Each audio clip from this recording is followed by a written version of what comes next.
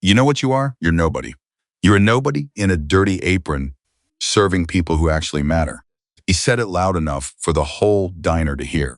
Every single person in that room went silent, not because they were afraid of him, but because they recognized exactly what he was, a boy who had never once been told no.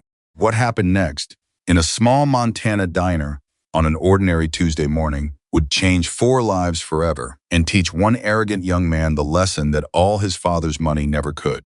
This story moves you, subscribe to our channel, and follow along until the very end. Drop a comment telling me what city you're watching from. I want to see how far this story has traveled. The bell above the door of Millie's roadside diner jingled at 9:47 in the morning, and nobody looked up. That was normal. People came in and out of Millie's all the time, truckers on long hauls, local ranchers grabbing breakfast before a long day, retired couples who had been sitting at the same corner table every Tuesday for 20 years. The diner was the kind of place that smelled like coffee and bacon grease and something warm that didn't have a name. The kind of place that made people feel like they had somewhere to belong. Clara Bennett had worked the morning shift at Millie's for 22 years. She knew every regular by name. She knew how old Earl Dawson took his coffee, 2 creams, no sugar, and always a small glass of orange juice on the side, even though he never ordered it, because she'd noticed years ago that he always looked longingly at the table next to him when other people had it. She knew that Patricia and Howard Greer always sat in booth 5, always ordered the same thing, and always held hands across the table like 2 people who had never stopped being in love. She knew that the truckers who came in before 7 in the morning were usually the ones who were running behind on a delivery and needed their food fast, so she never made them wait. Clara Bennett knew people. She had spent 58 years on this earth learning how to read them. The moment that black Mercedes pulled into the parking lot, its engine rumbling too loud for a Tuesday morning, she felt something shift in the air. She was refilling Howard Greer's coffee when she saw the car. 4 young men climbed out, expensive sneakers, designer jackets, the kind of effortless confidence that comes not from hard work, but from never having been told that life requires it. The tallest one led the group. He wore sunglasses he didn't take off even when he stepped inside. He walked through the door of Millie's diner like he was doing the place a favor just by being there. Clara watched him scan the room. She had seen that look before. Not often, but enough to recognize it. It was the look of someone who's already calculating the value of everything around him and finding it beneath him.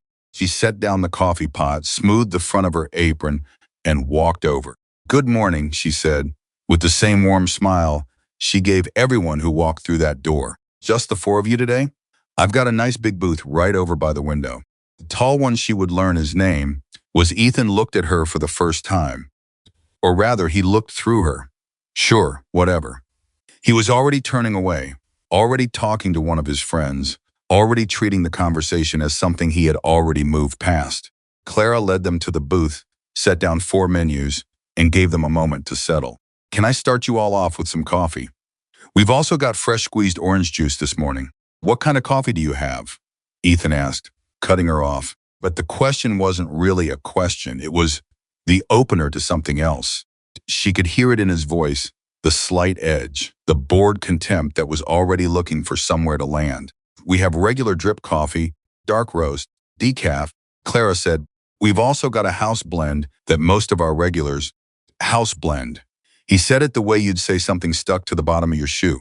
"Right, of course." He looked at his friends and smiled, and they smiled back, because that's what people do when they're with someone like Ethan Whitmore. They perform for him. They laugh when he wants them to laugh. They look where he looks. They become mirrors. One of the other young men, shorter, darker hair, a silver watch that probably cost more than Clara made in 6 months, spoke up. "I'll just have a water." "Same," said another. The 4th one didn't look at her at all. He was on his phone. "I'll get those started for you," Clara said. "Take your time with the menus." She turned back toward the counter. That's when she heard it. Ethan's voice dropped low, but not low enough. The kind of not low enough that is actually intentional. "She's been working here since before we were born. 20 years of carrying plates. Can you imagine?" One of his friends laughed. Clara kept walking. She had learned a long time ago that dignity was not something other people could take from you. They could try, but it only worked if you let it. She poured the coffee. She got the waters. She carried everything back to the table on a tray she had balanced perfectly for 2 decades. Here we go, she said, setting everything down with the same even care she gave every table. Do you know what you'd like to order, or do you need a few more minutes? Ethan had taken off his sunglasses now. He was looking at the menu with a kind of theatrical boredom, the way someone flips through channels they know they won't like. What's actually good here, he asked, not to her specifically, to the air, to the general concept of her. Our biscuits and gravy are very popular this time of morning, Clara said. The eggs are fresh from a local farm just about 5 miles down the road. The short-stack pancakes are local farm. He repeated it. Another smile for his friends. That's so quaint. The boy with the silver watch shifted in his seat, just slightly. But Clara noticed. I'll have the eggs and bacon, the silver watch boy said quickly. Over easy, please, of course. And for you? She moved around the table, taking each order in turn. The boy on his phone glanced up just long enough to say pancakes and then looked back down. The fourth one, a red-haired kid who looked the youngest, maybe 18, ordered quietly and said thank you when she wrote it down. Then she came back to Ethan. He was still looking at the menu, making her wait. It was so practiced it almost looked natural. I'll have the eggs Benedict, he said finally. Clara's pen hovered. We don't have eggs Benedict on our menu, I'm afraid. But I cannot have eggs Benedict. No, sir. Our cook Jimmy does a wonderful. What kind of diner doesn't have eggs Benedict? He looked at his friends again. Getting the performance back on track. I mean, seriously. We're a roadside diner, Clara said. Her voice was still steady. Still warm. We specialize in home-cooked comfort food. Our omelets are really something special. Or I could ask our cook if he can. Fine. Ethan slapped the menu shut. Give me whatever. The omelet doesn't matter. He waved his hand in a gesture that was meant to dismiss her, the menu, the conversation, the entire enterprise of Millie's diner. Clara wrote it down. How do you like your eggs? A pause. Long enough to be deliberate. Cooked. The silver watch boy looked down at the table. The red-haired kid looked out the window. Clara clicked her pen closed, picked up the menus, and said with every ounce of professionalism she had spent 22 years building, I'll have all of that right out for you. She walked back to the counter, and she did not let herself feel it yet. Not yet. She had a job to do. Behind her, she heard Ethan's voice again. God, this place is depressing. At the corner table, the big round one near the far wall, the one that could seat 8, but today had 14 men crowded around it, and 2 extra chairs pulled from nearby. Logan Carter heard every word. Did not react. He lifted his coffee cup. He took a slow sip, set it back down. The man sitting beside him, a heavy-set biker named Rex with arms like bridge cables and a voice like gravel, caught Logan's eye. Logan shook his head just slightly. Not yet. Logan Carter was 52 years old. He had spent the better part of 3 decades on a motorcycle, and the road had taught him more about human nature than any school ever could. He had learned to read situations the way experienced sailors read weather, not by watching the storm, but by feeling the pressure change in the air before it arrived. The storm was building right now. He could feel it. He went back to his breakfast. Clara put in the orders, refilled coffees at 3 other tables, checked on Patricia and Howard Greer, and then stepped into the small supply room off the kitchen for 30 seconds to close her eyes and breathe. Just breathe. She thought about her grandson, Marcus, 7 years old, missing his 2 front teeth, obsessed with dinosaurs. She thought about how he had run to the door to meet her when she got home last Tuesday, holding up a drawing he'd made at school, a Tyrannosaurus Rex wearing a chef's hat, because Marcus knew his grandmother worked in a restaurant, and apparently that was how those things worked in his 7-year-old mind. She thought about the way he smelled when she hugged him, like sunshine and peanut butter and something completely irreplaceable. She thought, I am doing this for him. I have always been doing this for him. She walked back out. The food came up from the kitchen 15 minutes later, hot and perfectly done, because Jimmy the cook had worked at Millie's for 16 years, and he did not believe in serving anything less than perfect. Clara loaded the tray, walked it over, set each plate down with the same care she always did. Ethan's omelet was golden and fluffy, filled with peppers and cheese and 3 different kinds of mushroom, and it looked honestly beautiful. Stared at it for a moment. Clara waited. This isn't what I ordered, he said. She blinked. It's the omelet, sir. I ordered something edible. This looks like something my housekeeper would eat. The silver watch boy set down his fork. He had been halfway through his eggs, which were clearly excellent. He looked at Ethan with something that wasn't quite discomfort and wasn't quite surprise. It was something older than either of those things. Something that comes from watching someone do this enough times that you've stopped expecting it to be different, but haven't quite stopped being tired of it. Ethan, he said quietly, what? It's an omelet. Ethan looked at him, and there was something in that look, a flash of something cold that made the silver watch go quiet again immediately. Clara stood very still. She had seen this before too. The way power moved through a group of young men. The way one person could silence another with nothing more than a glance. She had watched it in other contexts, in other years, and it always made her sad in the same specific way, not for herself, but for the boys on the receiving end of that glance, who had learned so early to make themselves smaller. I want something else, Ethan said, not to the silver watch boy. Back to Clara. Of course, Clara said. Can I ask what? I don't know. Figure it out. That's your job, right? He pushed the plate a few inches away from him, not violently, but deliberately, in a way that said, this is your problem now. I'll talk to our cook and see what we can. Actually, you know what? He leaned back in the booth, arms crossed, the full performance now. His three friends arranged around him like an audience. I think the problem is this whole place. I think you shouldn't be serving food if the food is going to be like this. Gestured broadly at the plate, table, diner at Clara. The entire accumulation of 22 years. You people charge money for this. Actual money. Clara took a breath. She said carefully, if the food isn't to your liking, I'm happy to speak with our manager about. Your manager, he laughed. Not a real laugh. The kind of laugh that is really just contempt wearing a costume. Right. What's your manager going to do? Give me a coupon for more terrible food? Somewhere behind him, a coffee cup was set down on a table. Very quietly, Clara looked at Ethan Whitmore and she made a decision. Not an angry one, not a fearful one, a clear one. Sir, she said, I understand you're disappointed, but every person who walks through that door deserves to be spoken to with respect. That includes me. The diner went very quiet, not the immediate surprise quiet of a sudden loud noise, but a slow, deliberate quiet, the kind that happens when everyone in a room simultaneously decides to stop what they're doing and pay attention. Howard Greer lowered his coffee cup. The trucker at the counter stopped stirring his coffee. 3 tables of regulars who had been having their own conversations simply stopped. Ethan Whitmore looked at Clara Bennett, and for just one moment, one single, unguarded moment, something crossed his face. Something that, under other circumstances, under a different lifetime, might have been the beginning of shame. But he didn't let it land, because he had 21 years of practice not letting things land. He sat forward. Did you actually just say that to me? Do you know who my father is? Clara held his gaze. I don't. No, my father is Richard Whitmore. As in Whitmore Properties? As in the company that probably developed half the commercial real estate in 3 states? He waited for that to register, for her to flinch, to recalibrate, to become smaller. He could buy this place 100 times over without checking his bank account. That may be true, Clara said, and she did not look away. That doesn't change what I said. Something hardened in Ethan's face. You know what your problem is? He said.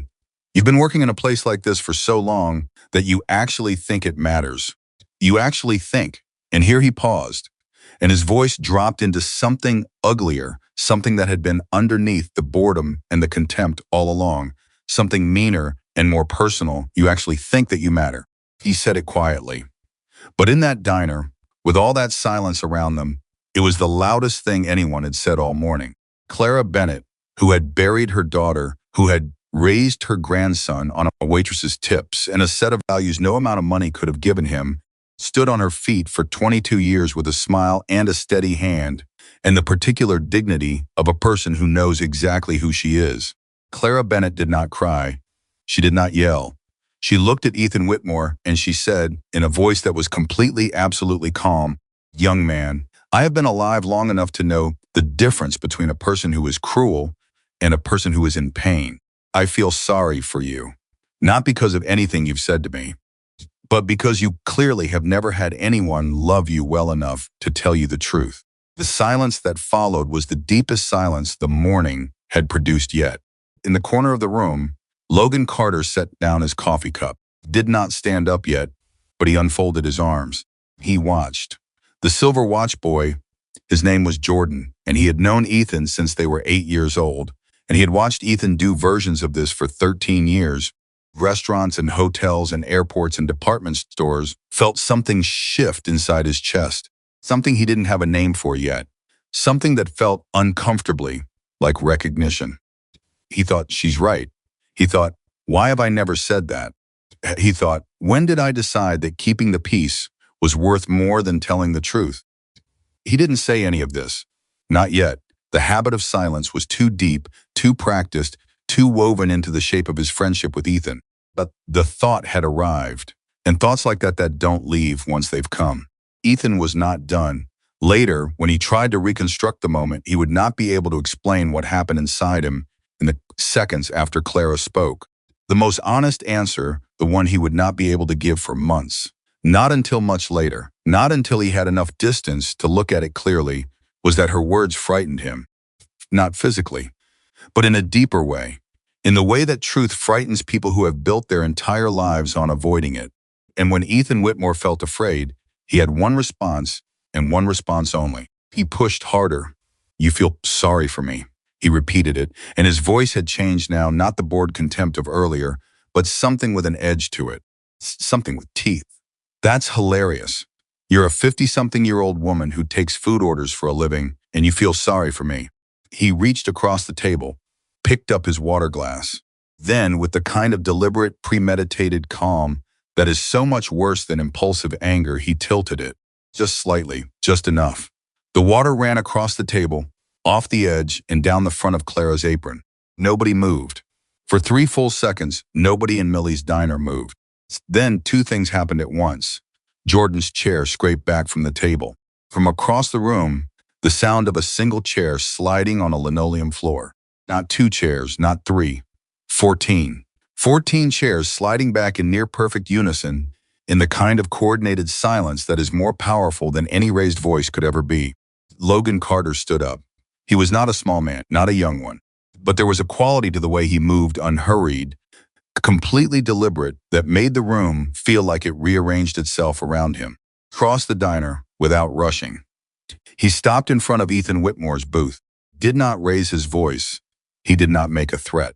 He looked at Ethan Whitmore, this 21-year-old boy who had never once been made to feel small, and he asked a question.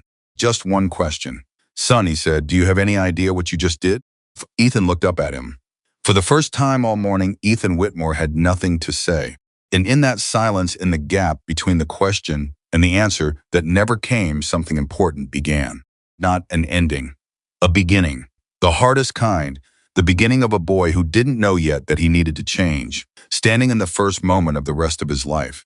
Ethan Whitmore had never once in his life felt the specific sensation of a room turning against him. Not truly, not completely. There had been moments, small ones, forgettable ones, where someone had pushed back. Teacher in 9th grade who had called his parents. Golf instructor who had quit after 2 sessions. Girl he dated briefly at 17 who had told him on her way out the door that he was the loneliest person she had ever met. He had dismissed all of them, filed them away under people who don't understand how the world works, and moved on without looking back.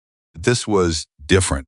15 men standing up at the same time in a diner in rural Montana, and not one of them saying a single word, and the silence of 14 men who have decided something being the loudest thing Ethan Whitmore had ever heard in his life.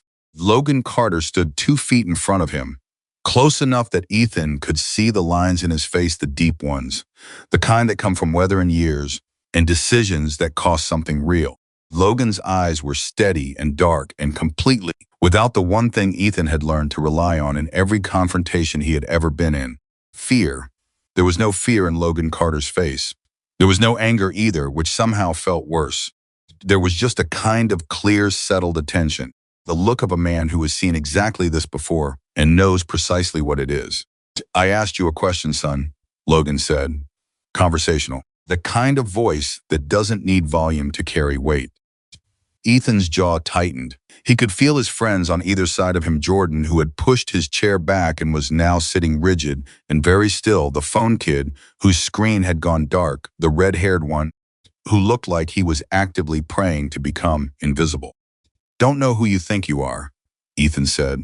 His voice came out steadier than he felt, which was a talent he had developed young. "But this is a private conversation," was Logan said. Past tense. One of the Hell's Angels behind him, Rex, the big one, the one who looked like he'd been assembled from spare parts of a larger, angrier man, made a sound that wasn't quite a laugh and wasn't quite a warning. Something in between. Something that said, "We've got time." Ethan looked past Logan. He actually counted, and the number 13 behind this man landed in his stomach, like a stone dropping into deep water. "Look," he said, and his voice shifted slightly. Not all the way to retreat, but sideways. Toward negotiation. "I was just having a conversation with the waitress. Her name is Clara," Logan said. Just no elaboration, no lecture attached. Just her name is Clara. Something about the simplicity of it, the completeness of the 4 words. The way Logan said it, like it was the most important piece of information in the room, which Logan believed genuinely, was made Ethan go quiet in a way that all the anger and the counting and the sideways retreat hadn't managed. Clara had moved back toward the counter, not running, not hiding. She stood with one hand resting on the edge of the formica surface, watching. Her face was unreadable in the way that faces get when a person has decided to feel their feelings later, in private, where no one can use them against her. Howard Greer had reached across the table and taken his wife Patricia's hand. Not because he was frightened, but because he was the kind of man who reached for his wife's hand when something important was happening, whether it was good or bad. He had been doing it for 41 years. The trucker at the counter, a big man in a John Deere cap who had driven 700 miles in the last 22 hours and had stopped at Millie's specifically because he knew the coffee was real and the people were decent, had rotated on his stool so that his back was to the counter and his eyes were on the booth. He didn't say anything. He didn't need to. His body said it for him. "I am watching. I am a witness. That matters." Jordan broke first. Not loudly. Not dramatically. He simply leaned forward, put his elbows on the table, and looked at Ethan with a directness that was so unfamiliar between them that Ethan actually blinked. "Ethan."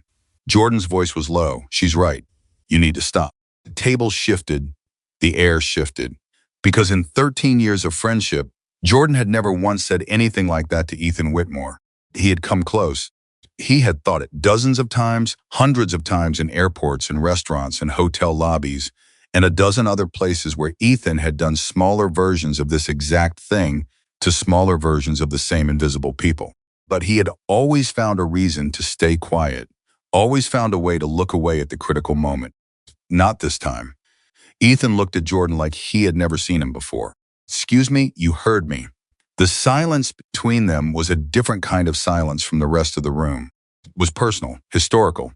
13 years of unsaid things pressing against the surface of a single moment. Ethan's face did something complicated. Anger came first. That was always first. It was the fastest emotion he owned. But underneath it, moving slower, was something else. Something that looked very briefly like the face of a person who has just felt the ground shift under their feet and doesn't yet know which way they're going to fall. "You're serious right now," Ethan said. "Yeah," Jordan said. "Serious." Logan had stepped back one step, not retreating, giving the moment room. He had done this long enough to know when to be the center of a situation and when to let the situation find its own center. Right now, the center was between these 2 young men in this booth, and he was content to let it stay there. Ethan looked back at Logan, recalibrating, trying to find solid ground. "Fine," he said. "I'll apologize to her." He said the word "her" in a way that made it clear he was deliberately not using the name he'd just been given. Small act of defiance, the only one still available to him. "And then I'd like to finish my breakfast." Logan looked at him for a long moment. "That's not really what this is about," Logan said.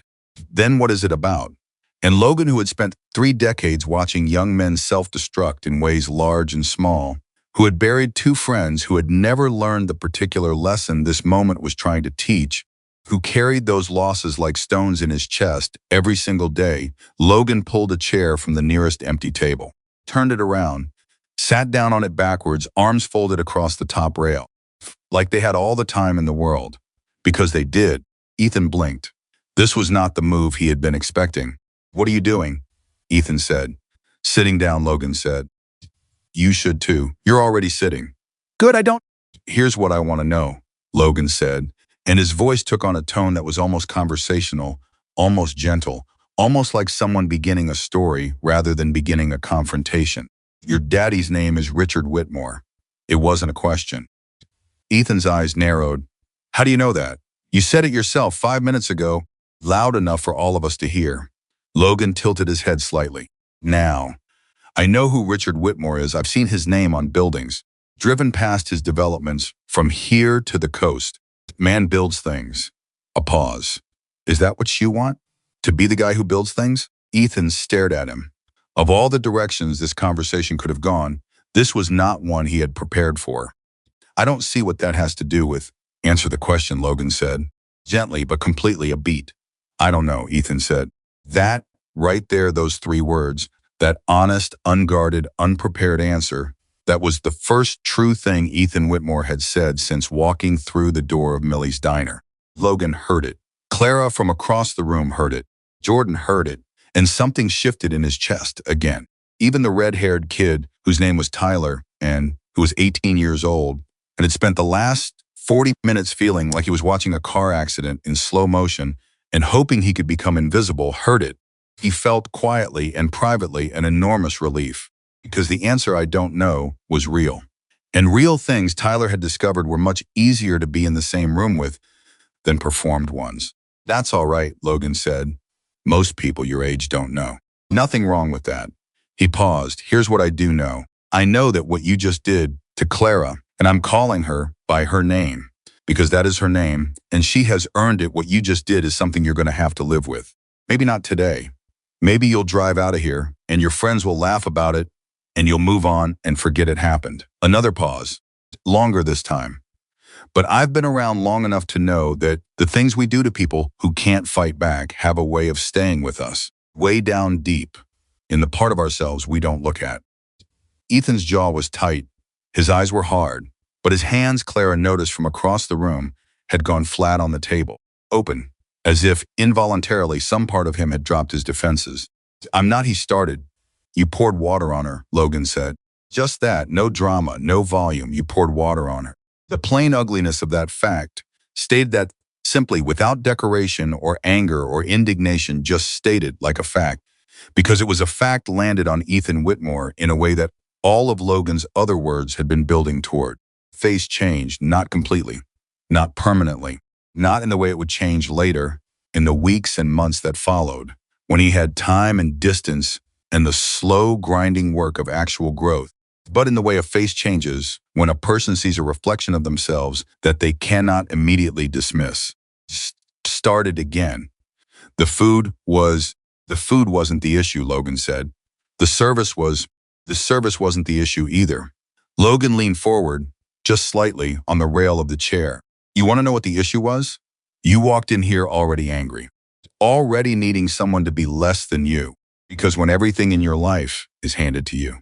And I say this without judgment, because I'm not here to attack your family. When everything is handed to you, you stop knowing what you're worth without it. That's a scary place to be. So you find someone who looks like they have less than you, and you make sure they feel it." The trucker at the counter turned back around, picked up his coffee, but he was still listening. They were all still listening. "That's not what happened," Ethan said, but his voice had lost its architecture. It was just words now, without the framework of conviction beneath them. "Isn't it?" Logan said. Jordan cleared his throat.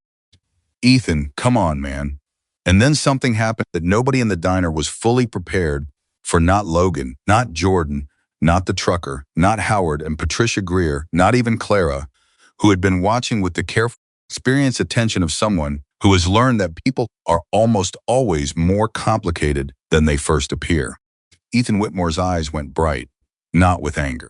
The thing underneath the anger, the thing that had been sitting below all of it since the moment he walked through the door, below the contempt and the performance and the cruelty, something so deep and so private that it had been sealed off from his own access for years. Pressed his lips together, looked at the table. For approximately 4 seconds, he was not a millionaire's son with a designer jacket and a car that cost more than most people's houses. He was a 21-year-old who had learned before he was old enough to learn it that the only safe way to move through a world that could take everything from you was to establish, loudly and as constantly as possible, that you were the one doing the taking. He blinked. Whatever had opened closed again, fast. But Logan had seen it, and Clara had seen it, and Jordan, sitting 3 feet away, had seen it better than anyone.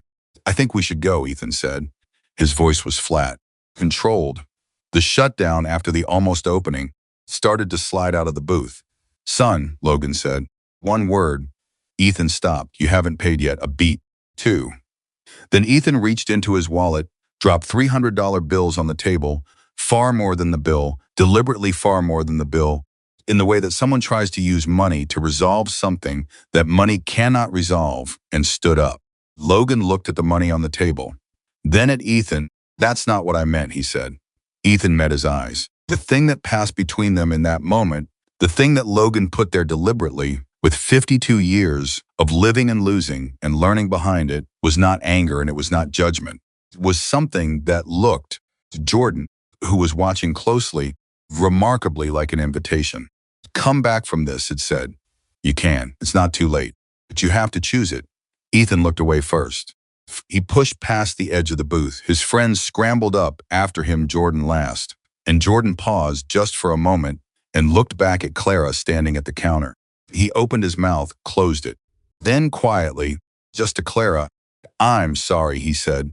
"I should have said something sooner. I'm really sorry." Clara looked at him for a moment. Then she nodded. "Once. Go take care of your friends," she said, gently, like she was sending someone's kid out the door. Jordan turned and followed Ethan. The bell above the door jangled. Then silence. Logan sat for a moment longer in the backwards chair. Then he stood, returned it to the table it belonged to, straightened it so it was even with the others. He walked back across the diner to the round table in the corner, settled back into his seat, picked up his coffee cup. Rex looked at him. "You think it lands?" Rex said. Logan took a sip of his coffee, set the cup down, thought about it. "Don't know yet," he said. At the counter, Howard Greer caught Clara's eye. He held up his coffee cup not to ask for a refill, just to acknowledge her. The small salute. Something that said, "I saw that. You did well." Patricia Greer said, loudly enough for Clara to hear, "That woman has more grace in her left hand than most people have in their entire bodies." Clara pressed her lips together to keep from smiling. Not because she wasn't grateful, but because she needed another 60 seconds before she could feel it without her voice going unsteady. She moved to the small room again, just for a minute, just to breathe. She sat on the step stool she kept back there, the one she sometimes used to reach the high shelves. She looked at her hands, a waitress's hands, rough at the knuckles, permanent coffee callus on her right index finger from years of gripping pot handles. She thought about her daughter, who had also had her hands, who had gotten them from her and from her mother before her, and from somewhere deep in a family line that had always believed that the work of your hands was something to be proud of.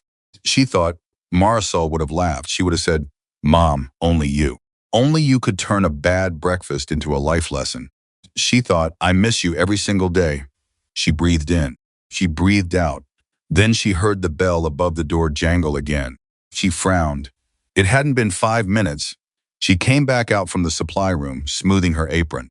It was Ethan, alone, without his friends, without his sunglasses, without the performance. Stood just inside the door of Millie's diner, and he looked for the first time since she'd laid eyes on him, like someone his actual age. 21, young, uncertain. He looked at Clara. She looked at him. The diner had gone quiet again. Howard and Patricia watching. The trucker turned back around on his stool one more time. Logan Carter at the corner table, entirely still. Ethan took 2 steps toward the counter, stopped, opened his mouth, closed it. "I don't know what to say," he said. It was so quiet and so plainly true that several people in the diner felt it land somewhere in the vicinity of their sternum. Clara looked at him for a long moment. Then don't say anything yet, she said. Just stand there for a second. He blinked. She said, sometimes the most important thing a person can do is stay in the room they want to run out of. Just stay in it. He stayed. For 22 seconds, Clara counted them, out of habit, the way you count things when you're waiting for something important to finish happening. Ethan Whitmore stood inside the door of Millie's diner and did not speak and did not leave and did not reach for a wallet or a name or any of the defenses he carried everywhere. Then something broke open in his face. Not explosively, the way old wood finally gives slowly with a sound like settling. I don't know why I do it, he said. And his voice, without the contempt and without the performance, was younger than Clara had expected. Just a voice, just a person. I've done it before. Not like that. I mean, not exactly like that, but I've done versions of it. I drive away and it goes away. But he stopped. He looked at his hands. It went away, he said. I came back. Clara was quiet for a moment, and she said, sit down. Ethan Whitmore, 21 years old, heir to a real estate fortune, sat down at the counter of Millie's diner on a cracked vinyl stool, and Clara Bennett poured him a fresh cup of coffee, and for the next 17 minutes they talked. Not about the incident, not yet. About other things, small things, real things, the kinds of things people talk about when they're trying to find out if the other person is someone worth being honest with. He told her he hadn't chosen the real estate business, that his father assumed he would, and so it had simply become the plan without anyone asking him. She told him about Marcus, about the dinosaur drawing, about how her grandson still believed that everything in the world could be sorted into two categories, cool things and sad things, and that it was the saddest things that needed the most protecting. At some point, Logan Carter picked up his coffee cup, walked to the counter, sat down 2 stools away from Ethan. Didn't say anything immediately, just poured some sugar into his coffee, stirred it. Ethan looked at him sideways. I want to understand something, Ethan said carefully. And I'm not saying this as an excuse. I'm genuinely asking. You don't know me. You don't know my life. What I did was he paused, swallowed. It was wrong. I know it was wrong, but why do you care? Why did any of you, he gestured vaguely at the room, care? Logan took a slow sip of his coffee. Because she does, he said. He looked at Clara, and that's enough. It was so simple, so direct, so lacking in any kind of qualification or negotiation. Ethan processed it. That's it, he said. That's it, Logan said. She matters, so it matters. Ethan looked at Clara. Clara looked at the counter. She was quiet for a moment, and then she said softly, to no one in particular and everyone at once, you know what the hardest thing about this job is? It's not the hours. It's not the feat. It's the days when somebody looks at you and decides before you open your mouth that you're not worth looking at. That's the part that costs you something. Every time. The diner was completely quiet. And I don't say that for sympathy, she said. I say it because I think you need to hear it. From the person you did it to. Ethan held the coffee cup in both hands. His knuckles were white. I'm sorry, he said. It came out rough and imperfect, without the gloss of a prepared statement. Without the $300 on the table, without anything behind it except whatever small real thing had survived the morning.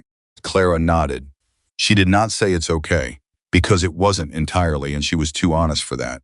She said, I hear you. And somewhere behind them, at the big corner table, Rex leaned over to the man sitting next to him and said, voice low. Logan called it. The man next to him said nothing, just picked up his coffee, took a sip. Outside in the parking lot, Jordan and Tyler and the phone kid were sitting on the hood of the Mercedes. Jordan was staring at the diner door. He had been staring at it since Ethan went back in. He had been calculating the way you calculate when you've been quiet too long about too many things and you're starting to feel the weight of all that silence. Looked at his silver watch. He thought about how much it cost. Thought about how Clara had looked when the water ran down the front of her apron. Thought about how she had not cried. And he thought, that woman has carried things I cannot even imagine, and she didn't break in front of a room full of people. And I have never once in my life been tested like that. Not once. Not even close. The diner door opened. Ethan came out. Jordan looked at his face at the particular quality of it, the stripped-down, rearranged quality that comes after something real has happened. And he didn't ask any questions. Just said, you okay? Ethan looked at the diner. The painted sign above the door, Millie's Roadside Diner, Est, 1981. At the window where, if you look closely, you could see Clara moving between tables, back to work, because the morning didn't stop for anyone. No, Ethan said, not really. Jordan nodded. Like that was the right answer. That was, in fact, the first right answer Ethan had given all day. Tyler said, from the hood of the car, what do we do now? Nobody answered for a long moment, and then Ethan's phone rang. Pulled it out of his pocket, looked at the screen. His father. He stared at the name Richard, and something moved through his face that was too complicated to name. Not fear exactly, not relief, something in between. Something that felt like the beginning of a conversation he had been avoiding for a very long time. He looked at Jordan. He looked at the diner.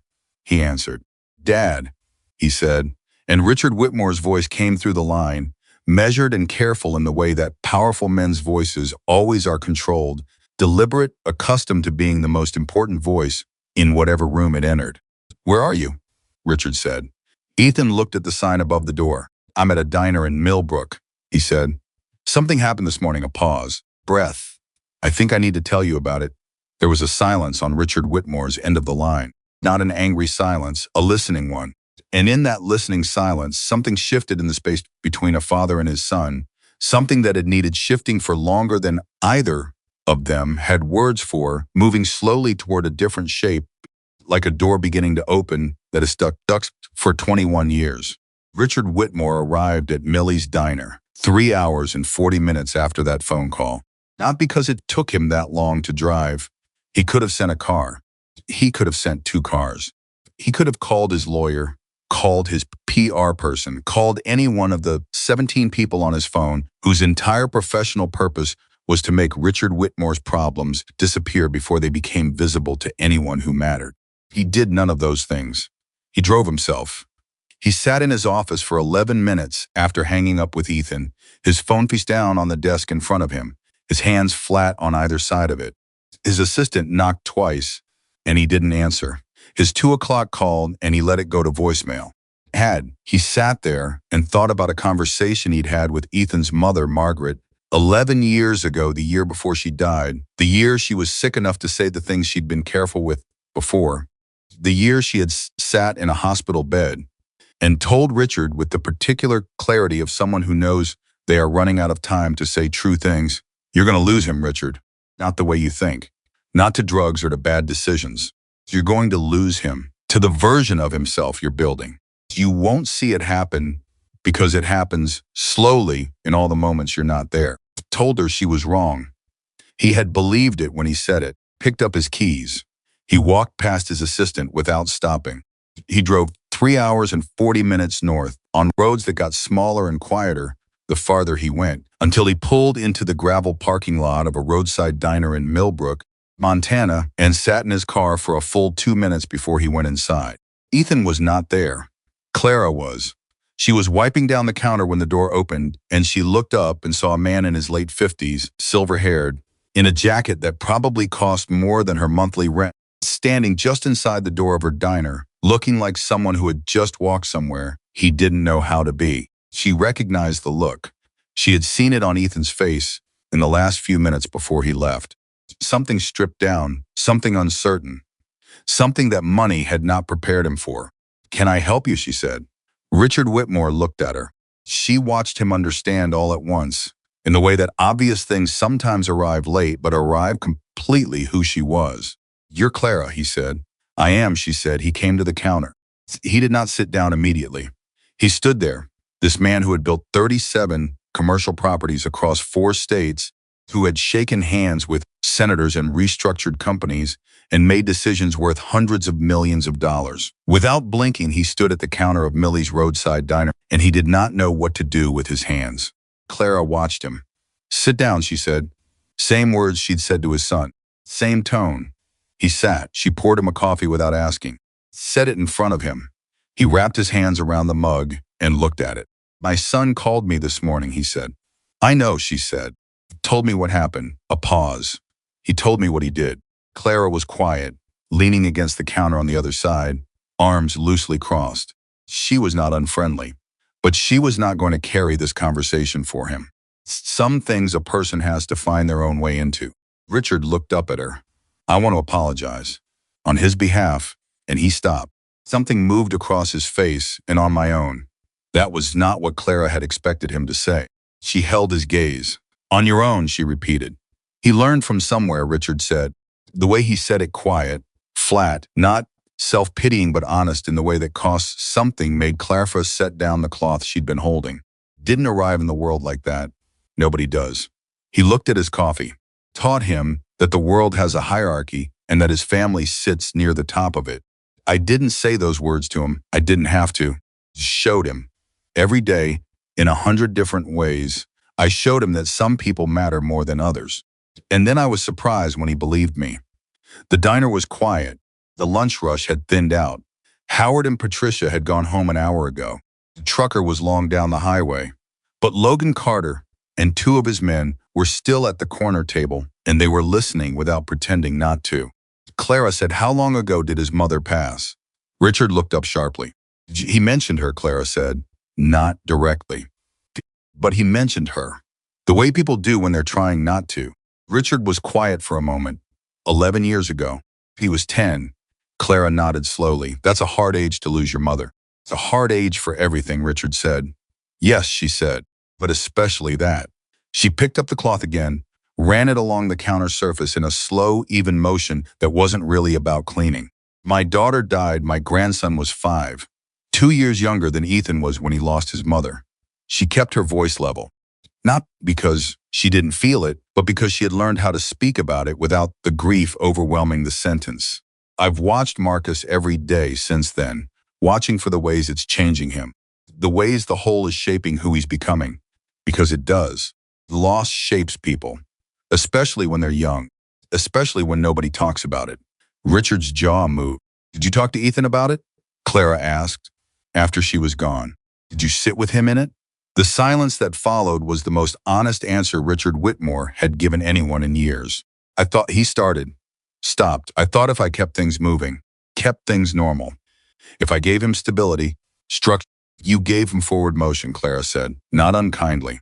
Forward motion is not the same as healing. Richard put both hands flat on the counter. He looked like a man who has just been handed an X-ray and is seeing for the first time where the fracture actually is. No, he said quietly. It's not. Across the room, Logan Carter picked up his coffee cup. He did not drink from it. He just held it, turning it slowly in his hands, listening to something he recognized, a man doing the hard accounting of his own life, adding up the costs he had been calling by different names for years. Logan had done that accounting himself once, sitting in a hospital waiting room at 3 in the morning, waiting to hear about a friend who had made a choice that couldn't be unmade. He remembered the particular quality of that silence. That's the way it asked you, what did you room for evasion? What did you look away from? What did you decide didn't matter that turned out to matter more than it? He remembered what the answer felt like. He thought, this man is in that room right now. Even sitting at a diner counter, he's in that room. Richard said, where is he, Ethan? He went with his friends, Clara said. He said he'd be back. He said that. Something moved across Richard's face. Something that looked like it could go several different directions from here: relief, or fear, or the particular tenderness of a parent who has been estranged from their child, not by choice but by accumulated negligence, and is suddenly viscerally aware of how much has been lost. He's never come back, Richard said, and it took Clara a moment to understand he didn't mean today. He meant the pattern, the habit of Ethan doing something and then driving away and never returning to the scene of it. Never sitting in what he'd done. Every time something like this has happened before, he just moves on. He's never once gone back. Clara looked at him steadily. He went back today. Richard absorbed that. Something is different, Clara said. Had. And she was not saying it to comfort him. She was saying it because she believed it, and she was a person who did not say things she didn't believe. Don't know what it means yet, and I'm not promising anything, but something in him shifted this morning. I saw it.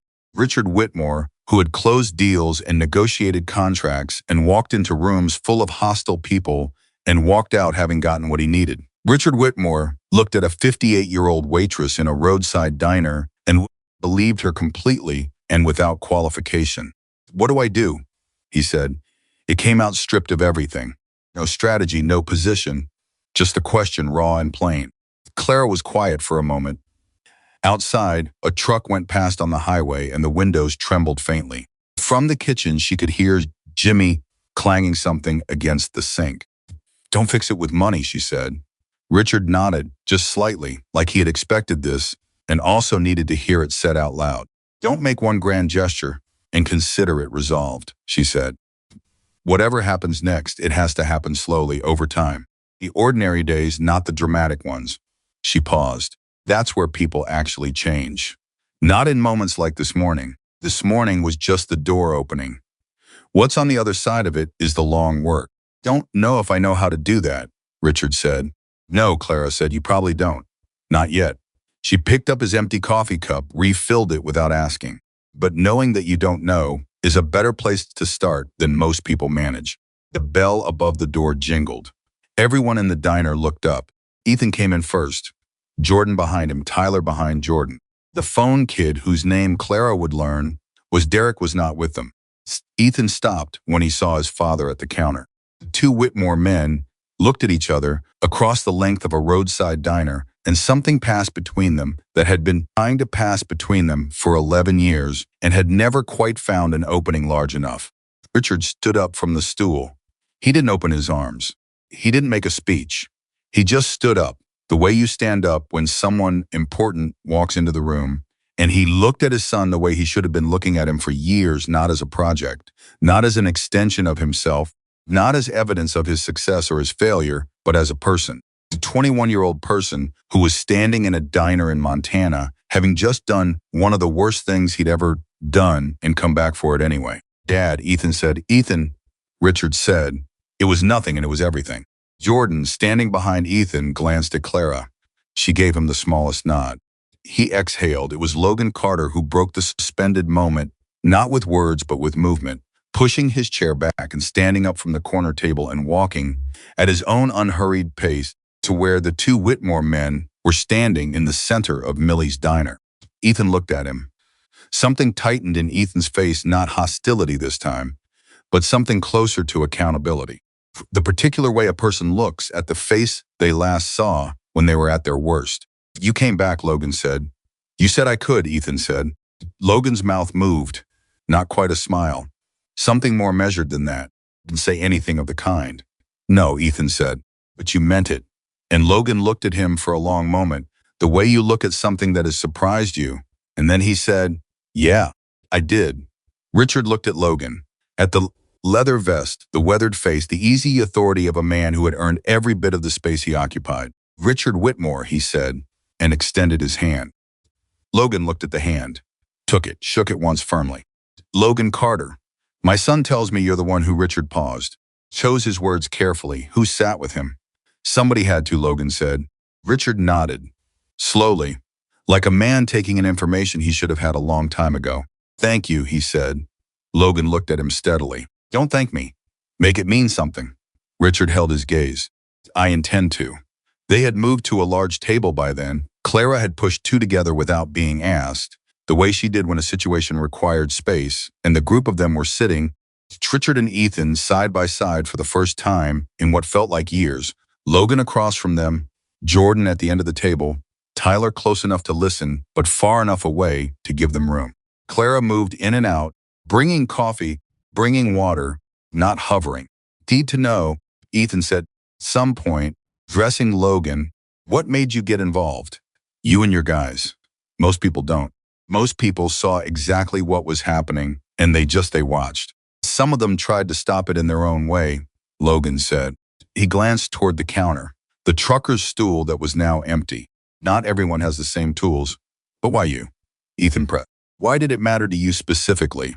Logan was quiet for a moment, turned his coffee cup on the table, a half rotation, the same way he had earlier. "The habit of a man who thinks with his hands. We've been coming to this diner for 7 years," he said. "Every time we make this run, we stop here. Clara's always been here. She's always been..." He paused, and for the first time, something in Logan's face shifted towards something more more internal, exactly what she is, which is a person who shows up every day without complaint. without someone telling her she's doing something important. She just does it because it matters to her, because the people she serves matter to her. He looked at Ethan. Do you want to know what kind of people I respect? That kind. Not the kind with the most money or the biggest name on the building. The kind who show up. Ethan was quiet. His hands were around his coffee cup again. The same posture as before at the counter when something had cracked open in him. Richard was watching his son. He was watching him in the careful, slightly desperate way of a parent who has realized too late how much watching they missed. What did she say to you? Richard asked, quietly, just to Ethan. When you came back in, what did she say to you? Ethan was quiet for a moment. He looked at his hands. She said, sometimes the most important thing you can do is stay in the room you want to run out of, he said. Richard sat with that, sat with it the way it deserved, not as a piece of advice to be filed and acted upon, but as a thing that had weight, that had come from a life he had never lived and could not imagine, that had been paid for by years he hadn't witnessed. He looked across the table toward the counter, where Clara was talking to Jimmy through the kitchen pass-through, laughing about something, her whole face open and unguarded in the way that faces get when people are in a place they belong. Thought, that woman is one of the most important people my son has ever encountered. Thought, I need to understand why, he thought. I have spent 20 years being the most important person in every room I entered, and it has made me exactly the kind of person who cannot understand a woman like Clara Bennett. Ethan looked at him. I owe you an apology, Richard said. Ethan stared. Dad, I'm not talking about today, Richard said. Talking about before today. I'm talking about. He glanced at the table, then back up a long time. Jordan had gone very still at the end of the table. Tyler had stopped pretending he wasn't listening. Logan Carter looked at his coffee. You don't have to, Ethan started. Yes, Richard said. Do. He took a breath that was not quite steady. Your mother told me. Before she told me that I was going to lose you to the person I was teaching you to be. Didn't listen. He paused. I don't think I was capable of listening then. I was so sure that giving you everything meant giving you the right things. His voice had gone low, and even the voice of a man saying something for the first time that he has thought about for years. I missed it. I missed so much of you. And then I tried to compensate with things, with money, with access and cars and every door I could open. And I told myself that was fathering, but it wasn't. The table was completely still. Ethan was looking at his father with an expression that Clara, from across the room, could not quite read, a layered thing, complicated by years and grief and the specific confusion of a person who is being told something true that they have not yet developed the architecture to fully receive. I didn't know how to talk about your mother, Richard said. I didn't know how to sit in it with you. So I moved us forward, and I thought that was survival, and maybe it was, but it was a pause. It was also abandonment, in the way that counts. Ethan's jaw worked. I'm not saying this to explain what happened today, Richard said. What happened today is yours to own. Fully. I need you to understand that. He looked at his son directly. But I also need you to understand that you didn't build the whole thing alone. Something shifted in Ethan's face, not relief. Too complicated for relief. It's more like the sensation of a weight that has been attributed to the wrong source for so long that discovering the right one doesn't lighten it immediately, it just changes the shape of it, redistributes it, makes room for something else to exist alongside it. It was Logan who spoke, eventually into the silence. You know what I've noticed, he said, about men who grew up the way you both did? He looked at Richard, then at Ethan. They apologize with explanations, which isn't wrong. But the apology and the explanation, they can't do the same work. The apology is for the other person. The explanation is for you. He set his coffee cup down. Clara's the one who needs the apology. Not me, not your dad, not your friends. Her. Ethan looked at the counter. Clara was moving between tables now, clearing plates from the last of the lunch crowd. She moved the way she always moved, efficient, warm, like someone who is entirely at home in the work of her own life. Got up from the table. He walked to the counter, stood there, and he waited, because she was in the middle of something, and he was not going to interrupt her the way he had interrupted her all morning.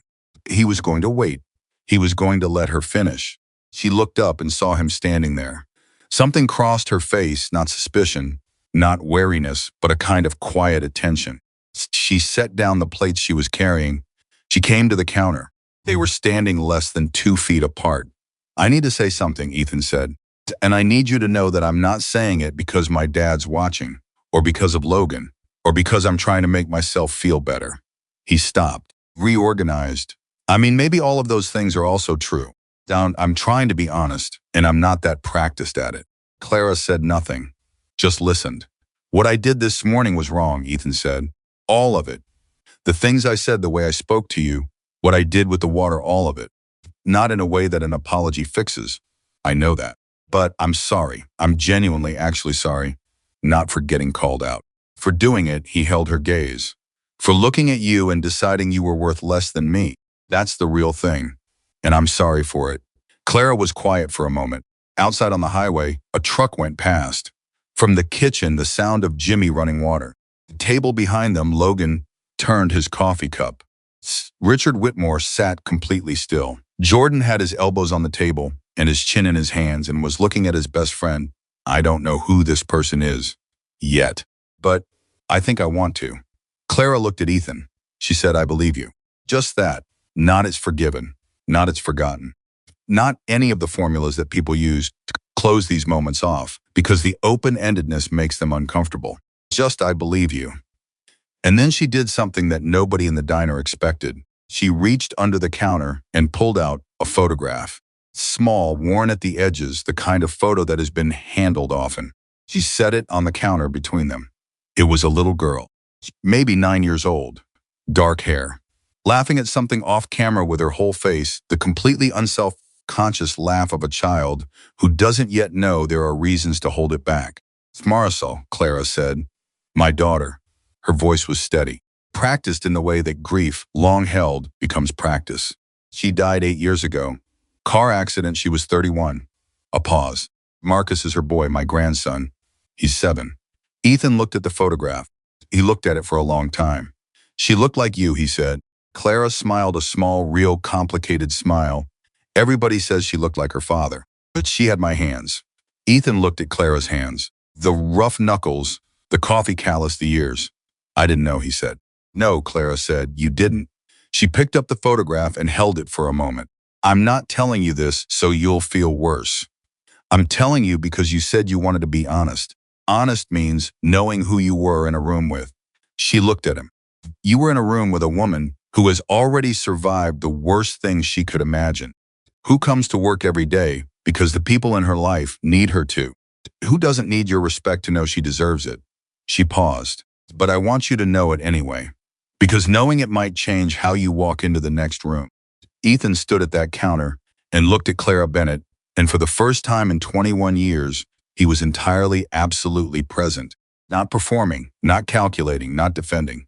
Just there, just in the room. And Richard Whitmore, watching from the table, felt something break open in his chest so suddenly and completely that he had to press his hand flat against the table to keep himself from making a sound. Because Ethan was looking at this woman the way Richard had not taught him to look at anyone. With attention. With genuine, undefended attention. And it had taken a diner in rural Montana, and a woman with a photograph and a 22-year apron, and 14 men who stood up without raising their voices, 13 years of a best friend who finally said something. It had taken all of that to open something in his son that Richard himself had not known how to open. Margaret had known. 11 years ago in a hospital bed, she had known. Richard thought, "I'm sorry, Margaret, I'm so sorry." But I think he found it. I think he finally found the door. Logan Carter at the table watched Richard Whitmore put his face in his hands. He did not look away. He sat with it the way a person sits with something real without trying to fix it or smooth it or move it along faster than it needed to go. Beside him, said quietly, "What happens now?" Logan was quiet for a moment. He looked at Ethan standing at the counter, Richard with his face in his hands, at Clara standing on the other side, still holding her daughter's photograph. "Now," Logan said, "the hard part." And he meant it in both directions. He meant it was going to be hard, and he meant it was going to matter. Those two things he had learned almost always came together. Richard Whitmore made the offer the next morning. Not the way Clara had feared. He would not with a check slid across a table, not with a lawyer on the phone, not with the particular brand of wealthy person generosity that is really just purchasing resolution. He made it quietly, sitting across from Millie herself, a 73-year-old woman named Millie Parsons, who still came in every morning at 6 to unlock the door and make the first pot of coffee, even though she had not needed to do this for 15 years, even though she had people who could do it for her. And he said, simply, I'd like my son to work here. For real. Whatever you need done, whatever the lowest position is. That's where he starts. Millie looked at him for a long time over the rim of her coffee cup. She was a small woman with white hair and the particular directness of someone who has been running her own business for 4 decades and has long since stopped being impressed by things that are not genuinely impressive. Why here? She said. Because this is where it happened, Richard said. Millie set down her cup, and if he's terrible at it, then he's terrible at it, and he keeps going until he's not. Another long look. And if Clara doesn't want him here, Richard sat back, then it doesn't happen. Millie nodded slowly. She picked up her coffee. I'll talk to Clara. Clara's answer when Millie came to her was not immediate. She stood at the counter for a full 30 seconds without speaking, turning a coffee mug in her hands the way Logan turned his cup, the habit of a person who thinks with their body. Then she said, is he actually going to do the work? Or is this one of those things where someone famous does a charity photo and then leaves? Millie said, Richard Whitmore seemed to me like a man who is done doing things for appearances. Clara was quiet again. Then he starts Monday full shift. He doesn't get special treatment, and he doesn't get to leave early. Millie went back to Richard with the terms. Richard called Ethan. The phone rang 4 times. 5. Richard was preparing for voicemail, preparing the measured, careful message he would leave. The one that didn't pressure but also didn't retreat when Ethan picked up. Yeah, Ethan said. I talked to Millie Parsons, Richard said. The owner of the diner. She'll take you on Monday, full shift. Clara's terms. Silence on the line. What are Clara's terms? Ethan said. No special treatment. No leaving early. You do the work everyone else does. More silence. Richard waited. He had learned in 24 hours more about waiting than he had managed in the previous 2 decades.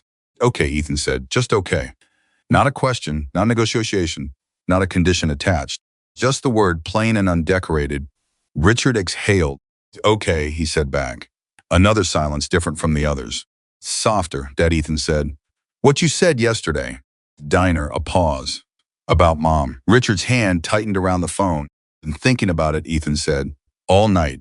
A longer pause. I think I've been angry at you for a long time. I didn't know that's what it was. I thought I was fine. I thought we both just moved forward, and that was that. His voice was controlled, but not entirely. The edges had something in them. But I think I've been really angry. Richard closed his eyes. I know, he said. I don't want to be angry anymore, Ethan said. Don't know how to stop yet, but I don't want it. That's enough, Richard said. For right now, that's enough. Monday arrived the way Mondays at Millie's always did, fast and without ceremony. Breakfast rush started at 6:30 and didn't slow until after 9, and by the time Ethan walked through the door at 6:45, the diner was already full. He was wearing jeans and a plain gray t-shirt, no designer label visible. Sunglasses. He looked Jordan had told him the night before when they talked on the phone for 2 hours, like a completely different person from the one who had walked into this place 4 days ago. Ethan was not sure that was true yet, but he was trying to act like it might become true, which was the closest he could get for now. Clara was already there. She looked at him when he came in and she said, Aprons in the back. Jimmy will show you the kitchen. You're on dishes and bussing tables for the first week. Okay, Ethan said. Bathroom needs cleaning at 7. Ethan blinked, just slightly. Okay. There's a right way and a wrong way to clean it. Jimmy will show you that too. She turned back to her tables before he could respond. Not unkindly, just efficiently, this was work. The work didn't pause for orientation. Jimmy was 54 years old, Vietnamese American, had been cooking at Millie's since Ethan was in elementary school, and was one of the most quietly capable people Ethan had ever encountered in his life. He showed Ethan the dish station without drama, demonstrated the right water temperature, showed him how the machine ran, which racks stacked where, the exact way the plates had to be loaded to come out clean. You'll get blisters, Jimmy said. First few days. Your hands aren't used to it. Okay, Ethan said. Jimmy looked at him. Not unfriendly, not warm either. Measured, you want gloves? Ethan thought about it. No. Jimmy nodded once.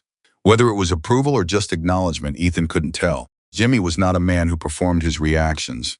The first hour was brutal in a way Ethan had not predicted. Not physically, though his back started aching before 8 o'clock and his forearms were burning from the dish machine heat before 9. But psychologically, because every minute, someone was bringing him something: a tray of dirty plates, a busk full of cups and silverware, a stack of pans from Jimmy's side, and the work never paused. There was no moment where it was done.